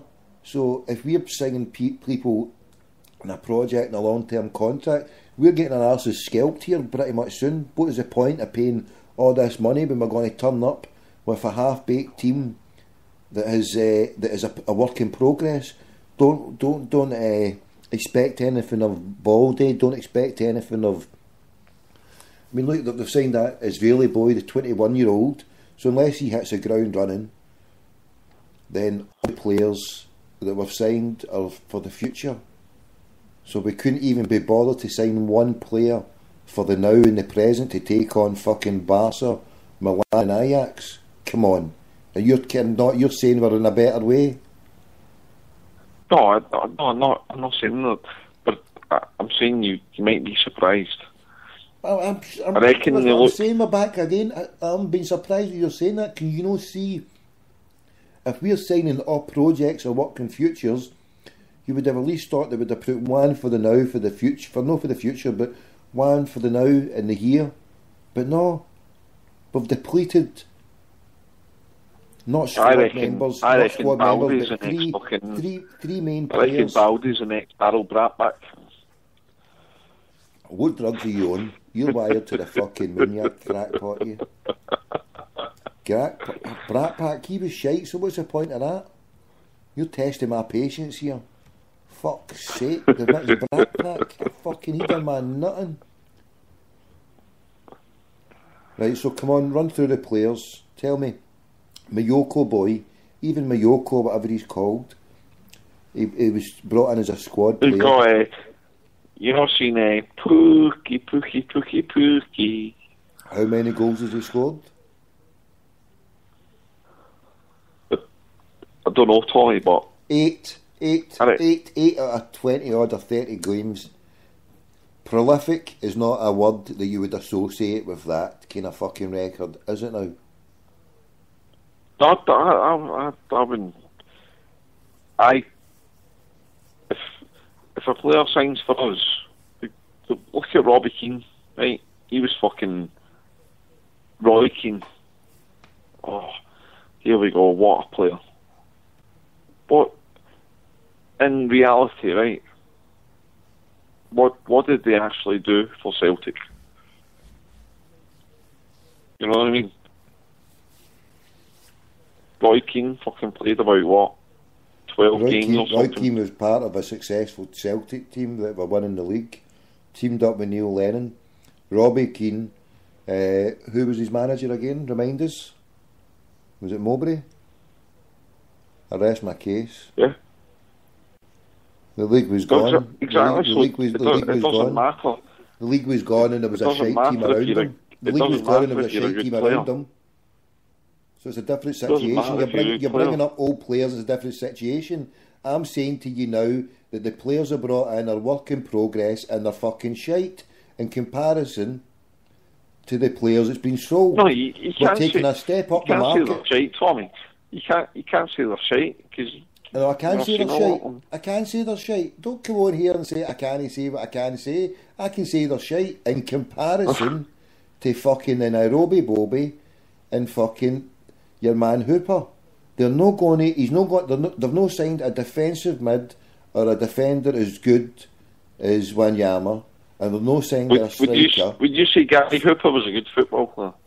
No, but he could put the ball in the net. So if he can score 20 or 30 goals, and if these players, Baldy and Pookie and whoever, are they going to get 20 goals?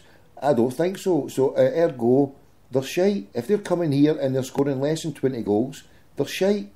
There's a golden rule in Scottish football. If you come here and you can't score 20 goals, then you're shite. If you're playing with Celtic, with the amount of chances you're going to get in every game, you're going to get 2 to 3, 4 to maybe 5 chances in a home league game, maybe 1, 2, 3 in away.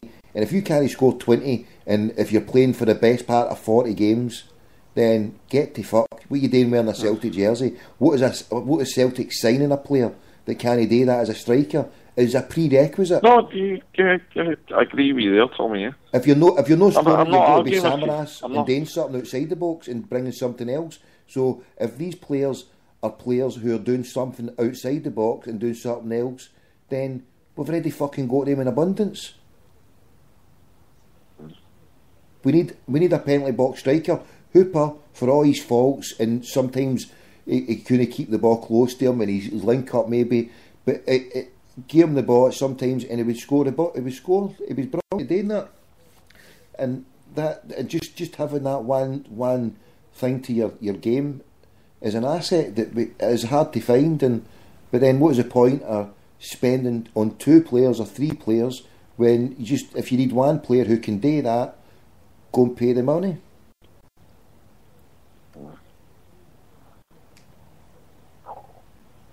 I'm not having an argument with you. I'm just saying that I do believe that the signings we've made might surprise a lot of Celtic fans. Well, I'm telling you, the surprise is it's a lot of shite in comparison to what we've had. What are they playing at? What are they expecting? It's all about the future. And so unless the loan signings that come in now, last minute loans or free transfers, then what has it been all about? Is that the level we're at? We've took in the best part of 60 million. I will take in 2 seasons the best part of 60 million, and we ain't. We're just that's cool. At least for the level we're operating now. Even when we get this money in, we're not looking to take it up a level. I don't believe it's. I don't believe it's Celtic, Tommy. I believe it's fucking Scottish football. It's like we could go and buy MD1. It's wages. You know what I mean? Well, we can't go buy anybody we want. We could buy anybody we want for Scottish football to a reason, I suppose. We could any player before they go to English club. If you were a football player and fucking say Wigan coming for you, right? Celtic. Uh-huh. Who are you going to go to?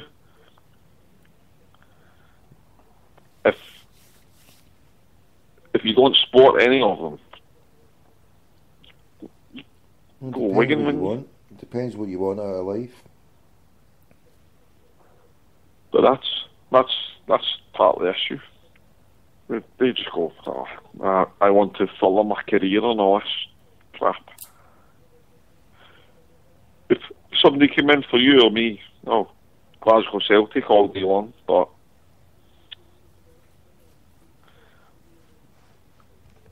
these guys don't seem to understand that. They just see pennies, you know what I mean? And follow my career.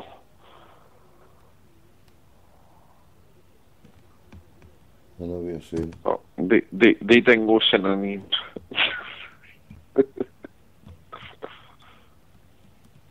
Hold on, I'm just 2 seconds. I can't agree with you on the fact that the players we will get in, I don't think they will surprise us. I reckon we're moving back to we've not really left that level. Daryl Murphy, Ben Hutchinson,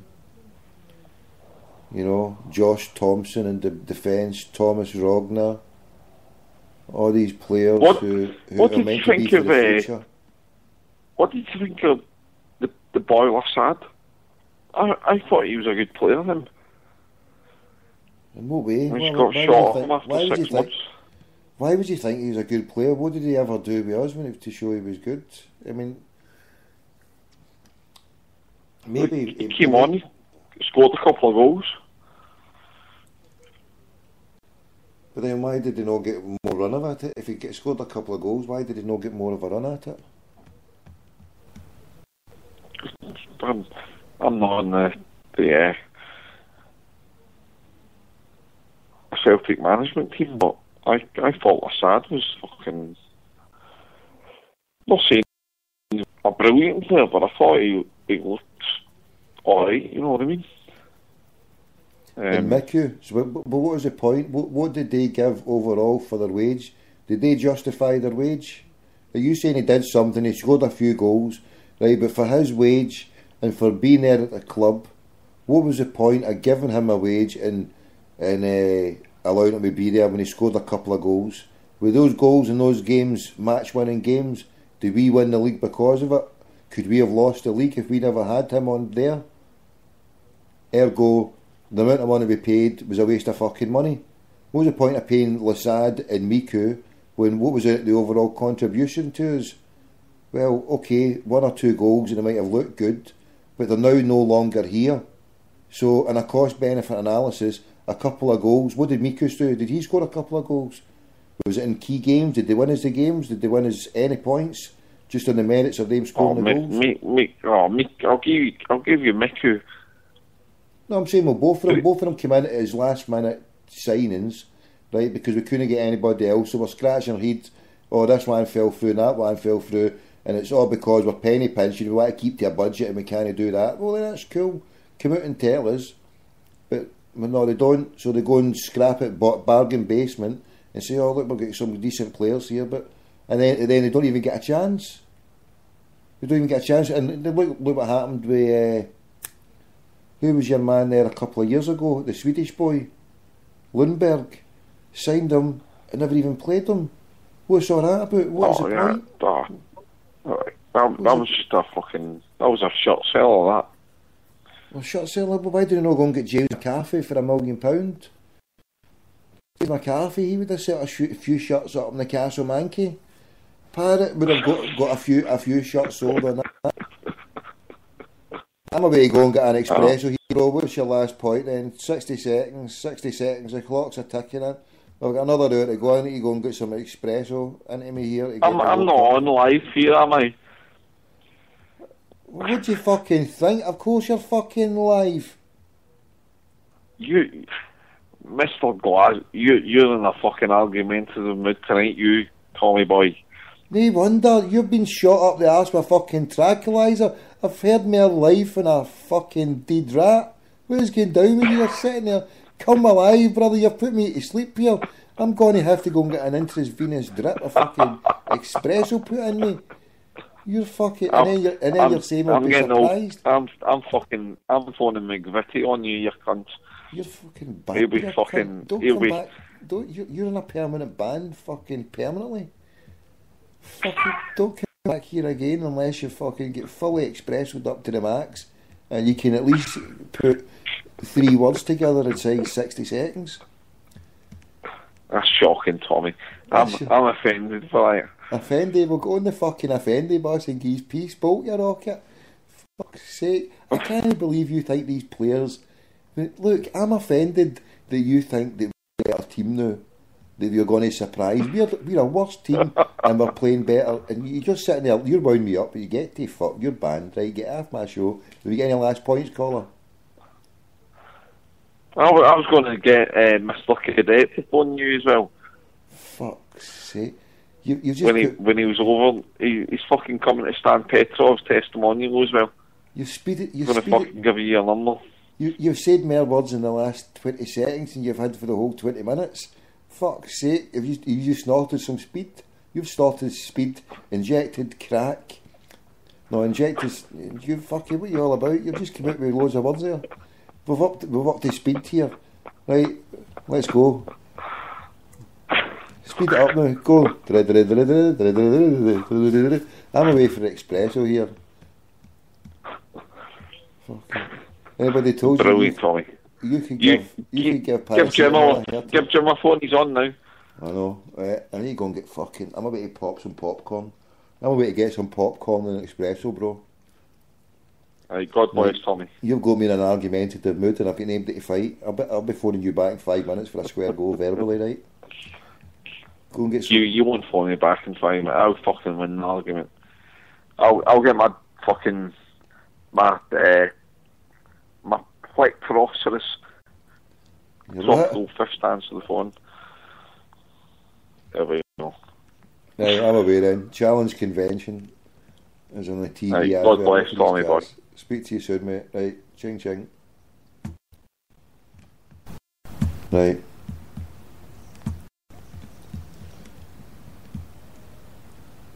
We'll be surprised.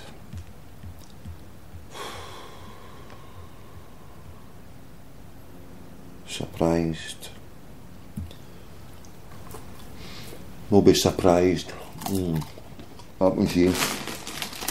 You know what, I'm surprised that I've sat here and ate the biggest massive fucking popcorn of my life here. What is going down? I'm popcorned out my fucking bits here.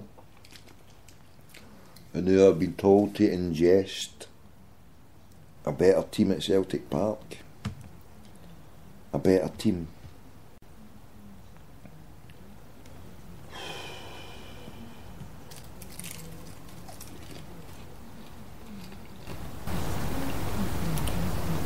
No, I'm not wearing it.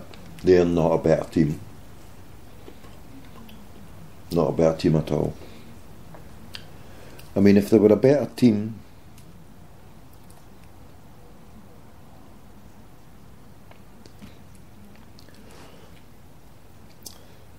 let's see then, right?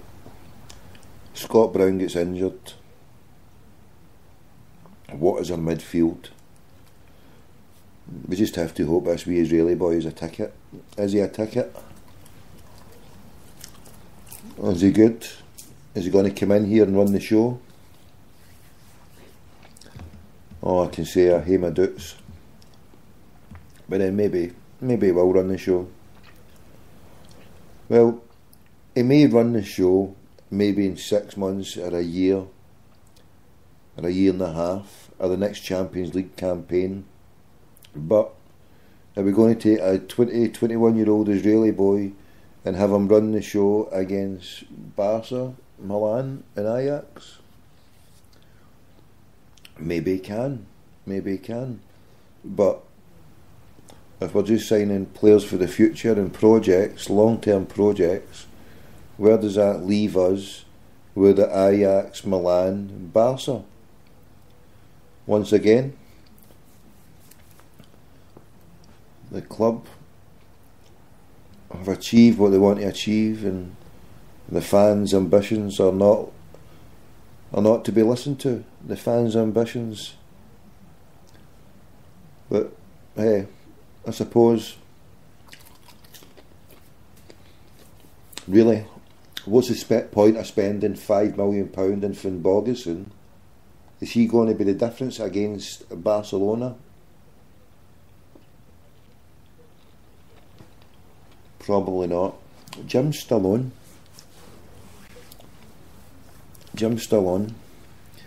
And his bright yellow tie. Deadline day.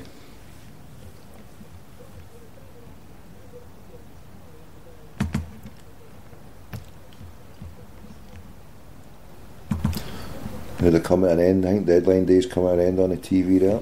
Welcome to Free Radical Radio. Your host this evening, Tommy from Glasgow.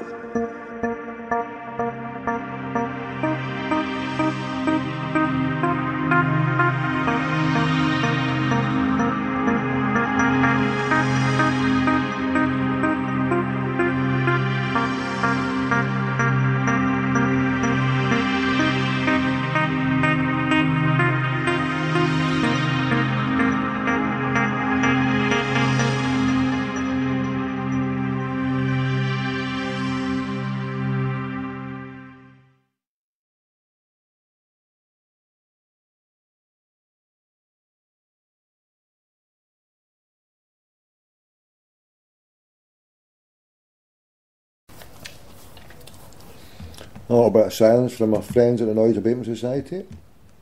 I was trying to drag this one in, but it just ain't for dragging, which is a bit of a drag. If it doesn't drag in, it's a bit of a drag.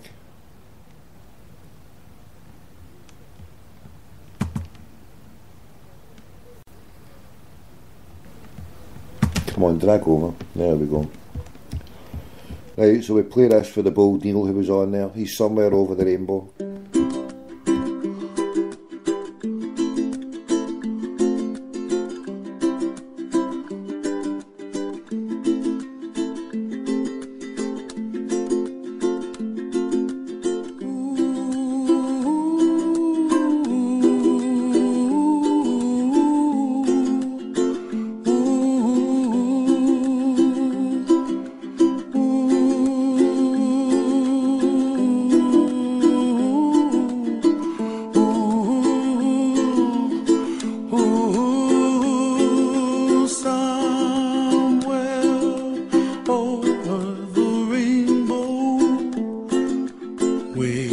up high,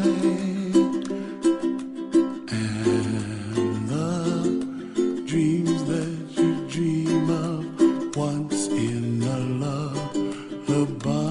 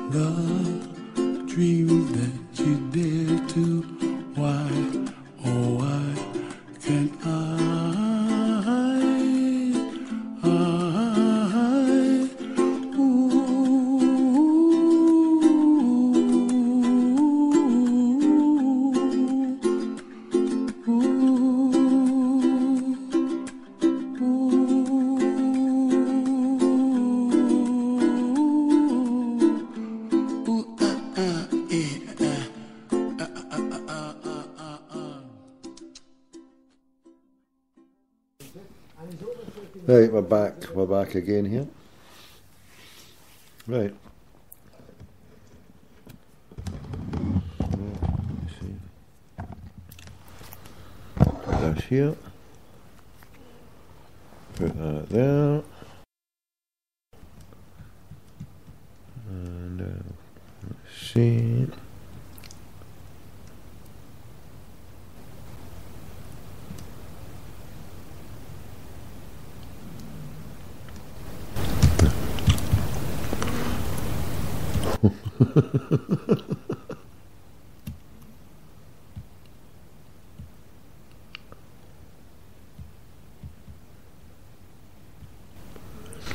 Yes, Castle Mankey. The good people from Castle Mankey. Yes, if anybody's got a problem about that from Castle Mankey, then... Oops, hold on. If anybody from Castle Mankey has got a problem with being called Castle Mankey, then come ahead, I say. Come ahead, I say, old chap. Come frickin' well ahead. Get out of Macri Street. Out of Dougray Road. Come out to Castle Bay Flats. No, that's Castle Bay in Milton. What was one I'm thinking of? The Mitchell Hill Flats. The Mitchell Hill Flats. Oh, whatever happened to the Mitchell Hill Flats? I heard that the Mitchell Hill Flats were actually an experiment, an alien life form experiment. They were transported from planet Zog, and all the Earth, well, they pretended to be Earthlings, but they were actually aliens who spread all over the south side. So that's why you see the good people of Castle Mankey, Chateau Delay. You look at them and you think they're a subspecies of life form here. I mean, I've got a phone call up with somebody. I wonder who would take the bait. I mean, but it's an alien life form. I mean, I'll have to fess up. I was stood in the queue for a Corpy bus, right, and this is just earlier on today, so it's just fresh in my memory.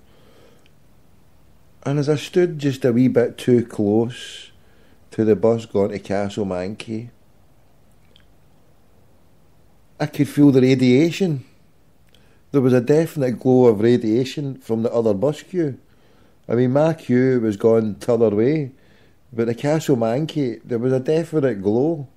It was an unearthly glow, and we're going to have to get a parrot on to confirm this.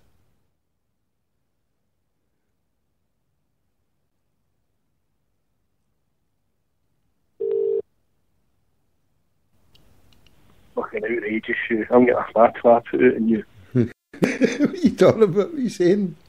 Ah, you fucking keep. Fucking still man rusty. Aye. Castle Mankey. Right, for your information, the Mitchell Hill Flats used to be where Islam Farouz lived. Was it? Aye. Aye, and then the late great Tommy Burns got him and his family, moved to the West End. Aye, so Islam stayed up. All the flats are demolished now. The only three flats left in Cashmore are the Dougray flats, which there's three of them, and you can see them for Celtic Park quite prominently in the majestical south side.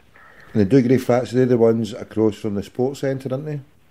That's correct, right beside St Margaret Mary's, where James McCarthy went to, so it ties it in nicely. It's all pensioner flats, they man, so they know? They were at one time, I believe, I saw the society's moving and housing's changing. There's maybe less desirable getting in there now, and it's causing quite a lot of upset for the older folk there, but they're not too bad. That's quite a common problem for a lot of the places, because a lot of the places in the old times, well, say the houses were built about 30, 40 years ago, they put a lot of the older people are ones approaching older age, you know, single lives in the 60s or whatever, and now because and so there's a lot of areas where that's happened to with the demographics, where it causes a lot of problems for the older ones, because they're the only ones that move in are single men or lassies who are having parties all day and all night, and that isn't good for the old wee ones, isn't it? No, definitely not, mate, definitely not. It's a shame that, because I actually sold cable up that Dougray flats, and there was one of them but it was all immaculate. The whole place was all immaculate. And then there was other ones when I sold up that Mitchell Hill. God, to think of it, I could be selling to Islam Farouz. It probably was. It was probably me that put him off. Well, yeah, actually, there was There was the Bogany Flats, which we called the Bogany Flats, and there was the Mitchell Hall Flats, and they were, they were their own separate community, you know. I mean, obviously, a lot of folks probably very familiar with the South Side, but it was the only major housing scheme in Glasgow that didn't have a train station, Tommy. Still doesn't. And the Mitchell Hill Flats were right at the back end. They were as far. The next bit was Kilmarnock, wasn't it? I mean, you couldn't get any further. That was the furthest southern point, isn't it? The Mitchell Hill Flats actually just sit underneath, or they did sit underneath, the Cathkin Braes area, which is where the Common Poor Games or cycling track is now. Really, aye? Aye, because the chapel up there, which was St Martin's, and the school, which is closed down now, that's been converted into like a cafe and a bike area for the upcoming games, mate. Aye, quite a shame actually, because it was such a there was nothing up there. Don't get me wrong, I loved it at the bottom end of the scheme, but that was quite close to. I mean, very good bus service and that, but when you think back of the conditions in these flats, you know, I mean, really high suicide rates. I remember when the poll tax riots were going on, there was like tellies getting lobbed over and stuff at the sheriff officers, you know. Absolutely wild thinking back now. And I still can never forget how that sales manager sent us out one Saturday morning, and he slaughtered us all because the sales figures were pish, and his answer was to flood us en masse because we did a couple of good projects before, and some of us had made some good money, the lucky ones who had been thinged, and then this was his big project. After ripping us all to pieces, up early on a Saturday morning. I mean, we didn't even normally start till 1 o'clock, but all of a sudden we had to get up early on a Saturday morning. We've got these stunning houses in Castlemilk, so because we had ones previously, we're all thinking, yes, we're quizzing to make a fortune. And then he went Mitchell Hill Flats, and I didn't know anything. And then other boys are like that, you're having a laugh, it's just Gyro Joke City. And he's like, why are you even getting us up here at this time? He says, nobody will open the doors. And it's, you know what I mean, like, why do you not even tell us to wear just t-shirt mode, you know what I mean, instead of fucking full regalia? You stand there in a suit, you go in a suit anywhere like that, you know what I mean? Who do they think it is? He said our debt collectors are 5-0, you know what I mean? So you're better go in there with a wee t-shirt and start shouting through the door, it's a cable guy. Well, you try and start shouting through the cable guy at fucking 10 in the morning on a Saturday morning, you're still liable to get your eyes poked out through shouting through a cable guy. I mean, I know lads that were at parties up there to the wee hours, and it wasn't the first time somebody just jumped for the God rest their souls, you know, just quite a horrific area, you know. I was invited back to a couple of parties up there with a couple of maidens of the night, but I sort of refrained from it, mate, you know. That sort of sobered you up rapidly when you were invited to a party up there, I tell you.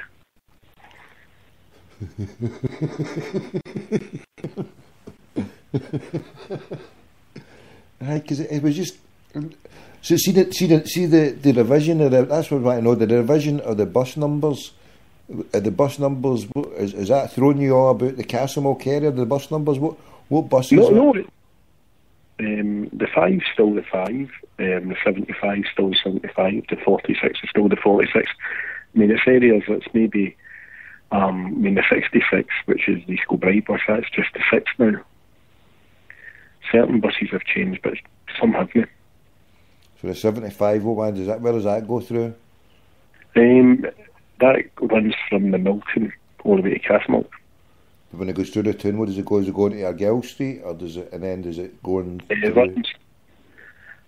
runs down the town, down Stockwell Street, and then it just goes along, gets to the Gorbals, and then goes up via Aikenhead Road, up by Hampden, turns onto Menop Road, and then steams up Crawford Road, and then goes into Castlemilk. And here's one to go down on a corporate bus for Rutherglen down on Park Headway. Is there a bus that goes that way? For Rutherglen, your best, you've got a few options. I was saying Castlemilk down to Park Head is the one that goes that way. Castlemilk's probably it's the most infamous bus in Glasgow history. Actually, it's the 46 or the 40 Tanner, as we call it. That starts at Castlemilk, runs down to Dublin Main Street, goes down to Dalmarnock, goes down to Brigton Cross, cuts up Abercrombie Street at St Mary's at the Capua Chapels, takes a right, goes along Duke Street, and then it cuts down to the back end of the Forge, and then it heads along the East End, etc. And then it'll get you to the fort, and then it takes you to Easter House. Oh, okay, now if you're the driver on that bus, you're picked out the short stop. I get it. I don't get it as much as I used to do, Tommy, but I mean it's quite easy to see even the snobbery in Glasgow, because you see a bus like the 6 or the 66 as it used to be called, and it's got air conditioning and Wi-Fi. I mean, I think why some of them got Wi-Fi and air conditionings, why others not got it?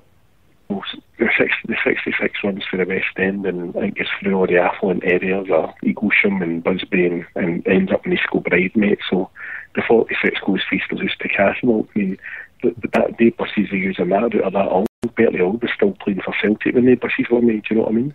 Why did he do that? Why? That's shocking, isn't it? Well, I think it's just a subconscious that people for schemes just put up with what they get. You know, they're grateful to go on a bus, whereas people for the West End probably think, even though they're paying the same amount of money for their ticket, they're entitled to more, and there's a more trusting factor to the fact that somebody for the West End is going to do less damage to a bus than somebody for a scheme is, which is probably wrong, mate, but that's the way it is. But don't get me wrong, the 75 bus that runs for the town up to Castlemilk is usually quite a nice bus, but the 46, for all my God, and it's honestly, I mean, I've been to Albania and stuff like that, Tommy, and, you know, I've seen some deprivation in Central America, but that 46 bus, mate, you think Michael Jackson filming a fucking video on it some days, you know? So, hold on, so in Giza routes, so we can avoid it. It sounded a hell of a route as you went through that. I mean, so it goes through Castlemilk, through where? Castlemilk, through the Logan, goes down to Dalmarnock, Bridgeton Crossing.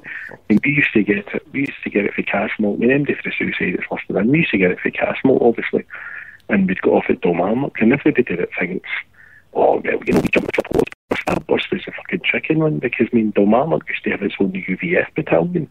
we used to do the chicken run through fucking Dalmarnock, or the young lads would stay on the bus to Brigton Cross and run up the London Road. So, but I mean, I remember as a child sitting in the house, especially if Celtic had been playing midweek, and my mum was listening to Frank Skerry, and we couldn't get the football updates. Your first collection I hear on the Celtic score was that the windows being panned in the bus, you know, but the bus was turning into Castlemilk, and I had the time, so it's always a wee.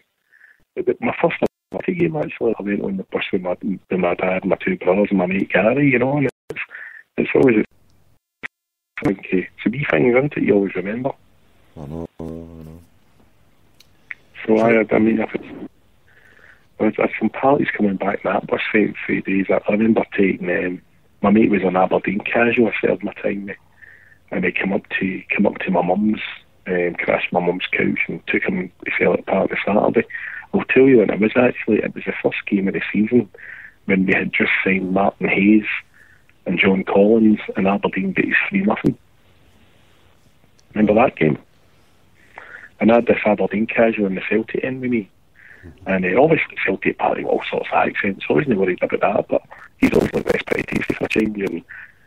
And when Aberdeen had the third one, and I went, oh, here we fucking go, you know, I thought the twos were going to get murdered. He was ready to start jumping up and down, but we got in the bus. He asked how we were getting, and I said, oh, get the 46 down, it's only 7 stops, and then we'll walk up to Dalmarnock. And they go in this bus, and it was all boys I'd been to school with. And I cheese the pun, he went a bit sheepish when he was on the bus, I was saying. The bottle of House Red was getting passed a bit up the back and that, you know. So, good times, mate, but no, I mean, I still see it now. If my brother doesn't run the road after the games now and we walk down, and you still get the old bus stop always did do, and you feel the support of buses going by, the respective places, and you just stand and I'm waiting in the 18 to get up the road, and I see the 46, and I sometimes just grab it for a few wee stops just for sentimental reasons, you know, and I'll walk up the rest of the alley, you know, but things. I've been taking part of a unique social crackpot experiment, I should call it. The integrated transport system of Glasgow, and so the wonderful underground. Nothing's changed in the last 10 years. I like to call it the Proddy ground, mate, because it was only the affluent of the city that got to use that, and they didn't build it at the end of the Poleax or the Poles or the Catholics clubs, you know. Yeah, no, well, I jumped on that earlier on today, and then the train service. The train service is see to do a round trip in Glasgow that would take in less than an hour in a car. It takes over 4 hours in the integrated transport system of walking, Shanks's pony, bus, train or tube. Where are you going? What? Where are you going? I can't be fucking saying that here now, can I? You're a mad bastard. Oh no, I mean, where was your, did you have to change your party, or where was your main interchanging station? Fuck off. I can't tell you, you mad cunt. Fuck. Well, one of it, I had to go over to that place there, and then when I changed over, I saw a bus there that took me over to that place. Then I just had to double back and went through there. Do you know what I'm talking about? Of course you had to right over there. Fuck's sake. Obviously, my old dad was the rest of his stuff. He never drove in his life, and he knew everywhere in Glasgow by a pub, a chapel. You know, if you wanted to get to a certain place, Dad would get you by bus at night, jump that bus to see the so-and-so pub, then you get halfway turn the corner of that chapel, and then you jump in that bus. So, he didn't read an act when the old man was alive, you know. Well, no, I just, see, because it's been so long since I've been on a bus, right? Well, I mean, there's times when I've been on a bus, but it's just been a half a journey or a one journey. But now, right, it's a case of, because I had to do it in the last couple of days, and I'm sitting there like that, right, I'm going to work this shit out here. So I'm actually looking at the fucking train times to work it out. So I'm cutting about on a fucking zone card. I've actually got one of these zone cards, right? I thought I'll try one of these and integrate the fucking system here. So I'm integrated like a fucking crackpot with a Glasgow, with the orange walk, fucking circle, the clockwork orange, what did you call it? The Proddy ground, as I call it. The Proddy ground. So I've got the Proddy ground, and I'm on the lower ground between fucking, and I'm telling you, it doesn't work. And see that lower ground, fucking hell, they want to get some maintenance people at least to cut some of the leaves. I realise why they probably let the leaves overgrow, because the sight behind some of the overgrown leaves are probably worse than the overgrown leaves, but it just looks a mess. I mean, to be honest, this side of the river, we're not too bad with buses. I mean, that's all I've got. The train system's not too bad for Dublin, etc. But I know as affluent as the West Enders getting their underground, you know, the 8 stops, you know. I brought to a university, hundreds of fucking Catholics use that every year, wouldn't they? So, not a big fan. Every stop in the underground is exactly 2 minutes. Well, I've got a few mates for the West End, and I had it out with them one night, and I said, why wasn't the underground taken to Gorbals and taken to East End, etc.? And I was hit with all the struck volcanic rock, and I just sort of rolled my eyes at them. I went, all right, okay. You know, I was just living in Singapore where they had their train system and overground, you know, their tube system, you know, absolutely fantastic, you know what I mean? They've definitely missed a trick in Glasgow, because the best way to travel, I feel, is underground. The underground, it just takes everything out. Well, I think obviously you look at the train system, and you know, obviously there was the old station at Celtic Park, and then that was cut back by the I think it was the Tory government in was it 56 1997, the report, and it was like a third of Britain's railway lines were closed down, and then since then, 80% of them have reopened. But obviously, the Celtic Part 1's long gone, sort of thing. I like the train, personally. I don't think we can beat the train, but I do. I'm a very sympathetic. In fact, I was talking about my mate today, and I was on the bus and they phoned us up. And he doesn't do social media. And I said, one of the buses was running late and stuff, and they went, the drivers are fox. And I was explaining them to him how people tweet Scottdale and how people tweet First Bus. He just couldn't get rid of it.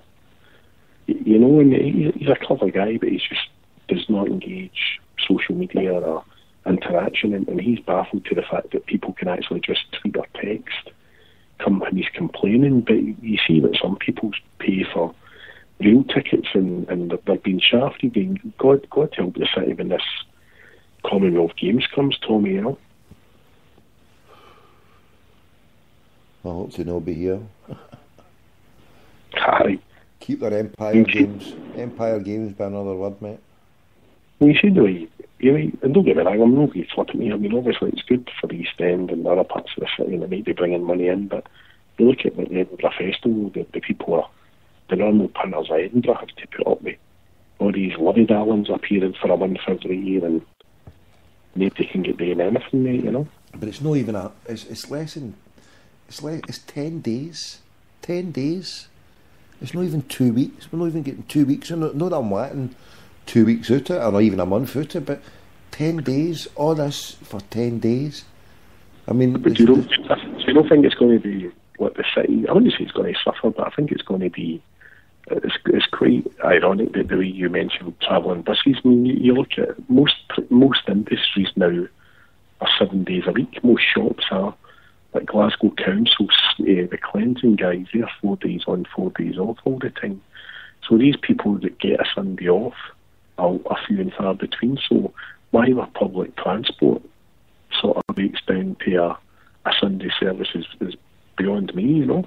So with this Commonwealth Games, you know yourself, Tommy's a non-drinker. Where can you go in Glasgow after 6 o'clock for a coffee?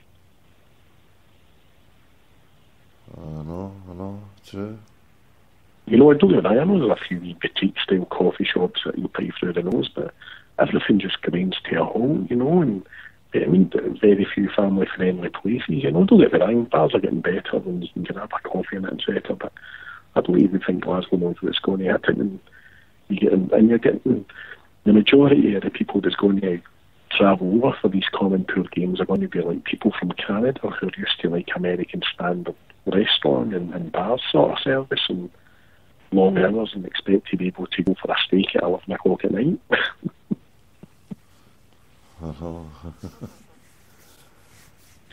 You know, and I've seen there's an element of a supporters group there's around by Glasgow who are sort of campaigning at the fact that the Barrowlands or the Gallagher area has been given, I think it's £500,000 by Glasgow City Council to sort of pimp the area up. You know, I don't know what they're going to do with the poor unfortunate souls who sort of habitat that area and just streets all day. I don't know if they're going to send everybody to Birmingham for 2 weeks. They think the place is lovely, you know. Turn birds into a Starbucks or something.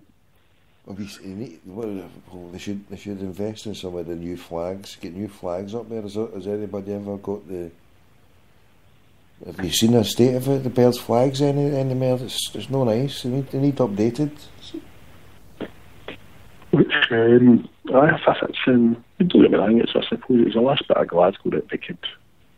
They had land on it they could use and get it at a cheap price to do what they're going to do, and hopefully the legacy of it will be affordable housing for the community and that, you know. But we'll wait and see, mate. I'd maybe say in hindsight, if Glasgow could turn the clock back now, would they go ahead with it, you know? Aye, probably. And what are they doing to George Square, do you know? I believe they're just going to be putting a wee bit more greenery in, and they're going to just be upgrading the red ash sort of thing, stuff they had in it, you know. You're joking, it? But I found it an interesting thing. I don't know if it was on your show. I don't know if it was GWG or if I heard it on it may have been the Celtic History podcast. Actually, the fact that the reason the war commemoration, the cenotaph in Glasgow is right in front of the George Square, right before the City Chambers, is so that nobody can sort of get through there if they have a pop at it, you know. That sort of breaks up disperses the crowd. What was that, sorry? You know, the cenotaph for the fallen from the respective Great War and Second World War. Uh-huh. So it's positioned there so that it sort of breaks up. It's like the area you can't get a group of people just standing right outside the City Chambers. It's got the cenotaph breaks it up so you can't get a collective group standing there. You know, I mean, for me it's quite iconic. It was the first place in Europe that flew the red flag outside Russia. But basically they've used the cenotaph as a way of blocking any demonstration it would be to That's a deterrent to stop people from standing as a group right in front of the front door, sort of thing, you know. It's a perfect one, you're right. That's an absolute perfect one, because if they were to take the demonstration, if you see any of the demonstrations are done at the other end, even the one that the Celtic one did a few months ago, it was the other end. You don't do any of the demonstrations because they've got that there. But you really want to be doing a demonstration outside the City Chambers, aren't you? Aye. So that was it, mate. That's what we can see. How long have they had that cenotaph there for?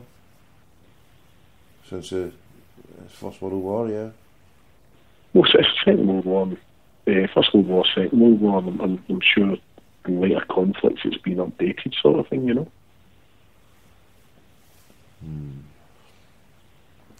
Yeah, because Glasgow also, Red Clydeside.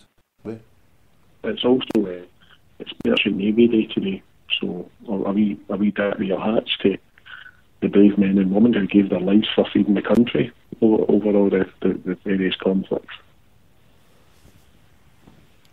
Stay there now, mate. Stay there now. 2 seconds.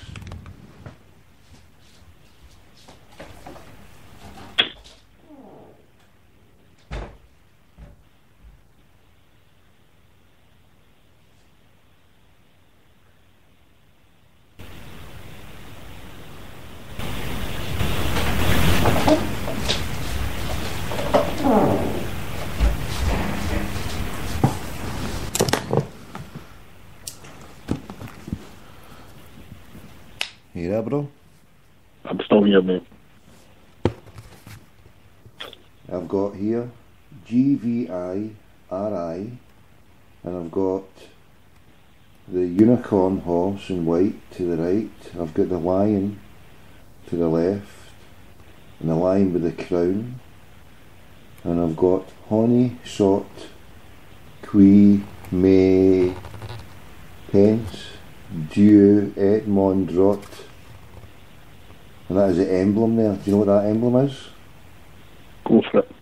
I don't know, that's what I'm asking you. That looks like the... And inside it, it's got the lion rampant, it's got the 3 lions, and it's got the harp.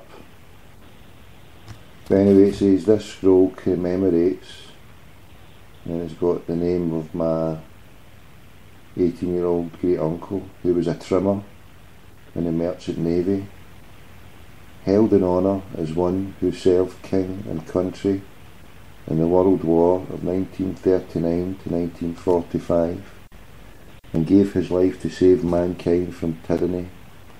May his sacrifice help to bring the peace and freedom for which he died. Alright, God bless his soul. And I say, Tommy, the thing that annoys me is that phrase there just sticks in my craw. May his sacrifice help to bring the peace and freedom for which he died. His sacrifice to bring peace and freedom.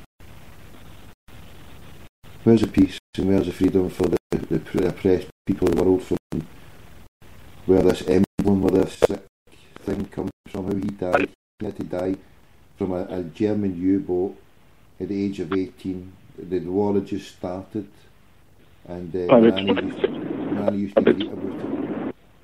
What you've got to realise is that your uncle, God rest his soul, see, as soon as his ship was sunk, see India that survived that. But if anybody say somebody survived on your uncle's ship, God rest him, as soon as that ship was sunk, the shipping companies stopped their wages. And then they weren't, so say they were 10 days into a voyage. Once the shipping company get word on the fact that if the ship sailed on the 1st of September and it was sank on the 10th of September, and a survivor was at sea for 2 weeks, when he was taken to land, he was given his 10 days' wages. He wasn't given any money. His wages stopped after they'd been sunk because, well, he was sunk, so he was landed somewhere in the UK. And then a lot of them, because they were single guys, had to go and earn money if they had families or whatever. They were made to take a month's survival leave, which means they couldn't earn any money. They walked around the streets in civilian clothing, so everybody, you know, like it is now, how fervent Britain is with all this, can help the heroes and all that. So these men and women walked around the streets in civilian clothing and were called cowards, etc., because they weren't in uniform. So for me, obviously, I was very lucky. I'm not a big military fan or whatever, but some of the lads I was at Merchant Navy College with, they actually did the cenotaph, and yeah, you see the men and women who did the convoy supply in Russia, you know, and they wore the white berets and that same, just finally getting official recognition, you know.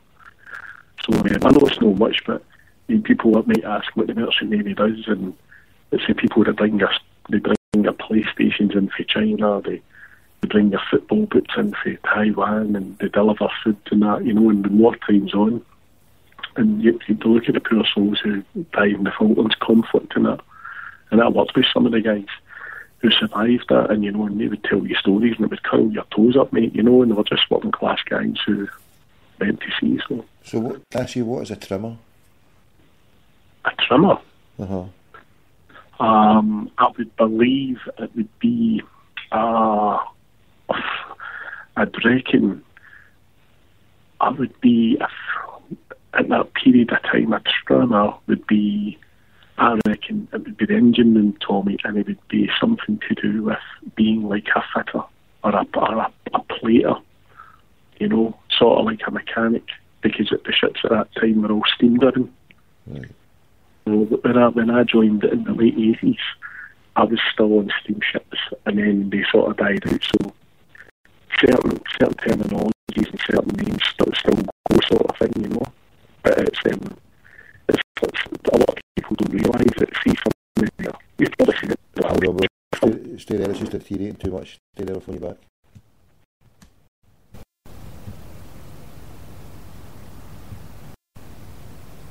No.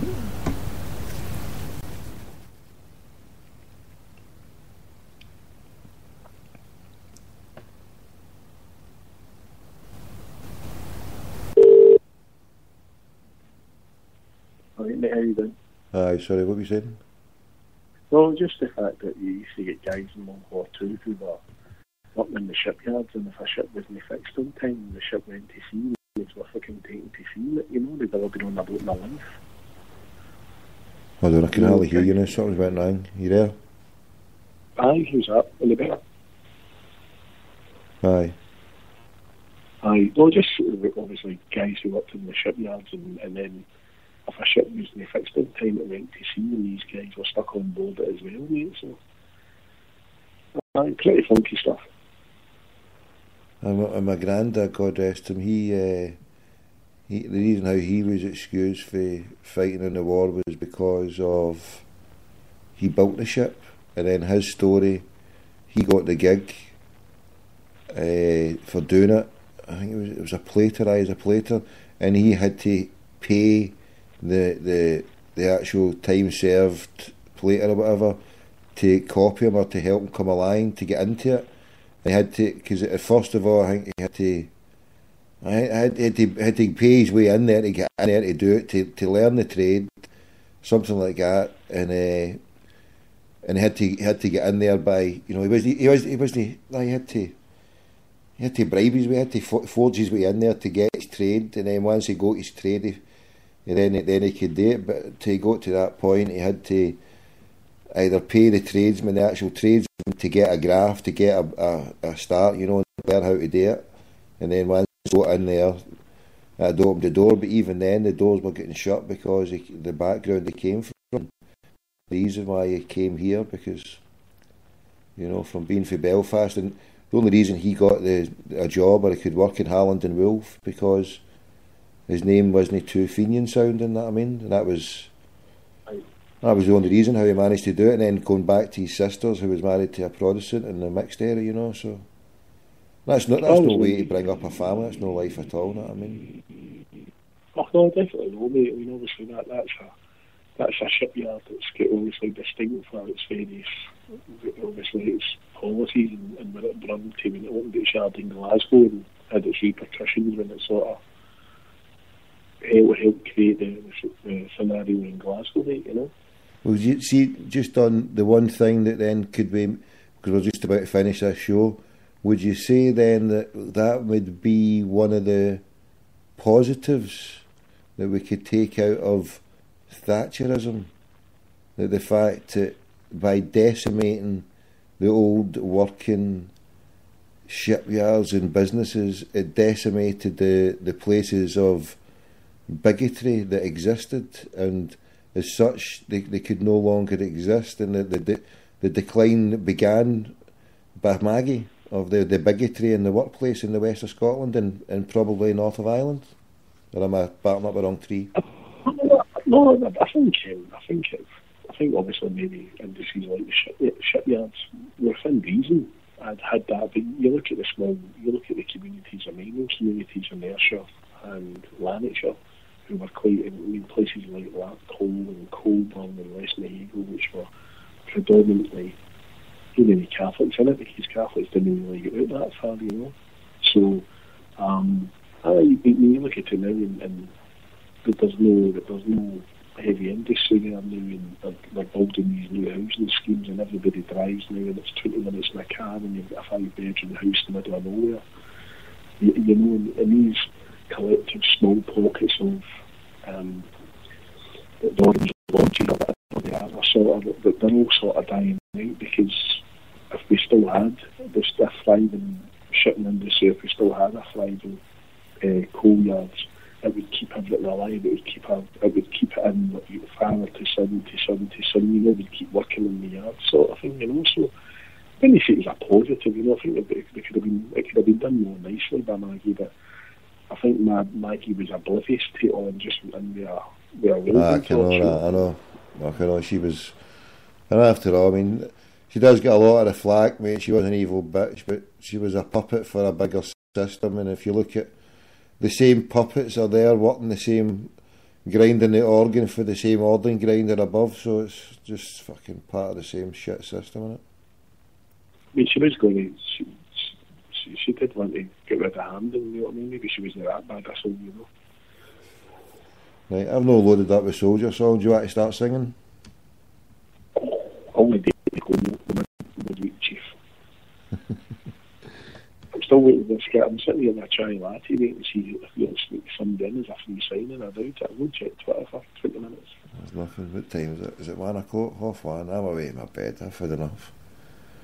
I've had enough, bro. I've been talking about Corpy buses and jumping about and cutting about Corpy buses. Tinfoil Corpy buses. The Buddhist rebel said in the chat, he said you should have just lived in for the hole in the wall. I know it very well, Chief. I know it very well. You know where it is. I know where the hole in the wall is. Anyway, I'll look in the unit and we text them all or something like that. Are you about the more? Aye, possibly, aye. I might be with you. I might meet you for an early bird. We can do a live show for the Clyde side or something. Live show? I'm dropping about in his own card. I can't do live shows now, unless I suppose I could get my wee boy's iPad. I could do it on an iPad. I need to get his iPad. Where is it? Oh, fuck, it's here. Let's do that at the Clyde, try and get it going. Yeah, we'll phone us in, text us tomorrow. We'll wear our burkers and slag low after 40 minutes beside the Clyde. Right, ching ching. Alright, and Happy Christmas, ta-ra. Right, bye.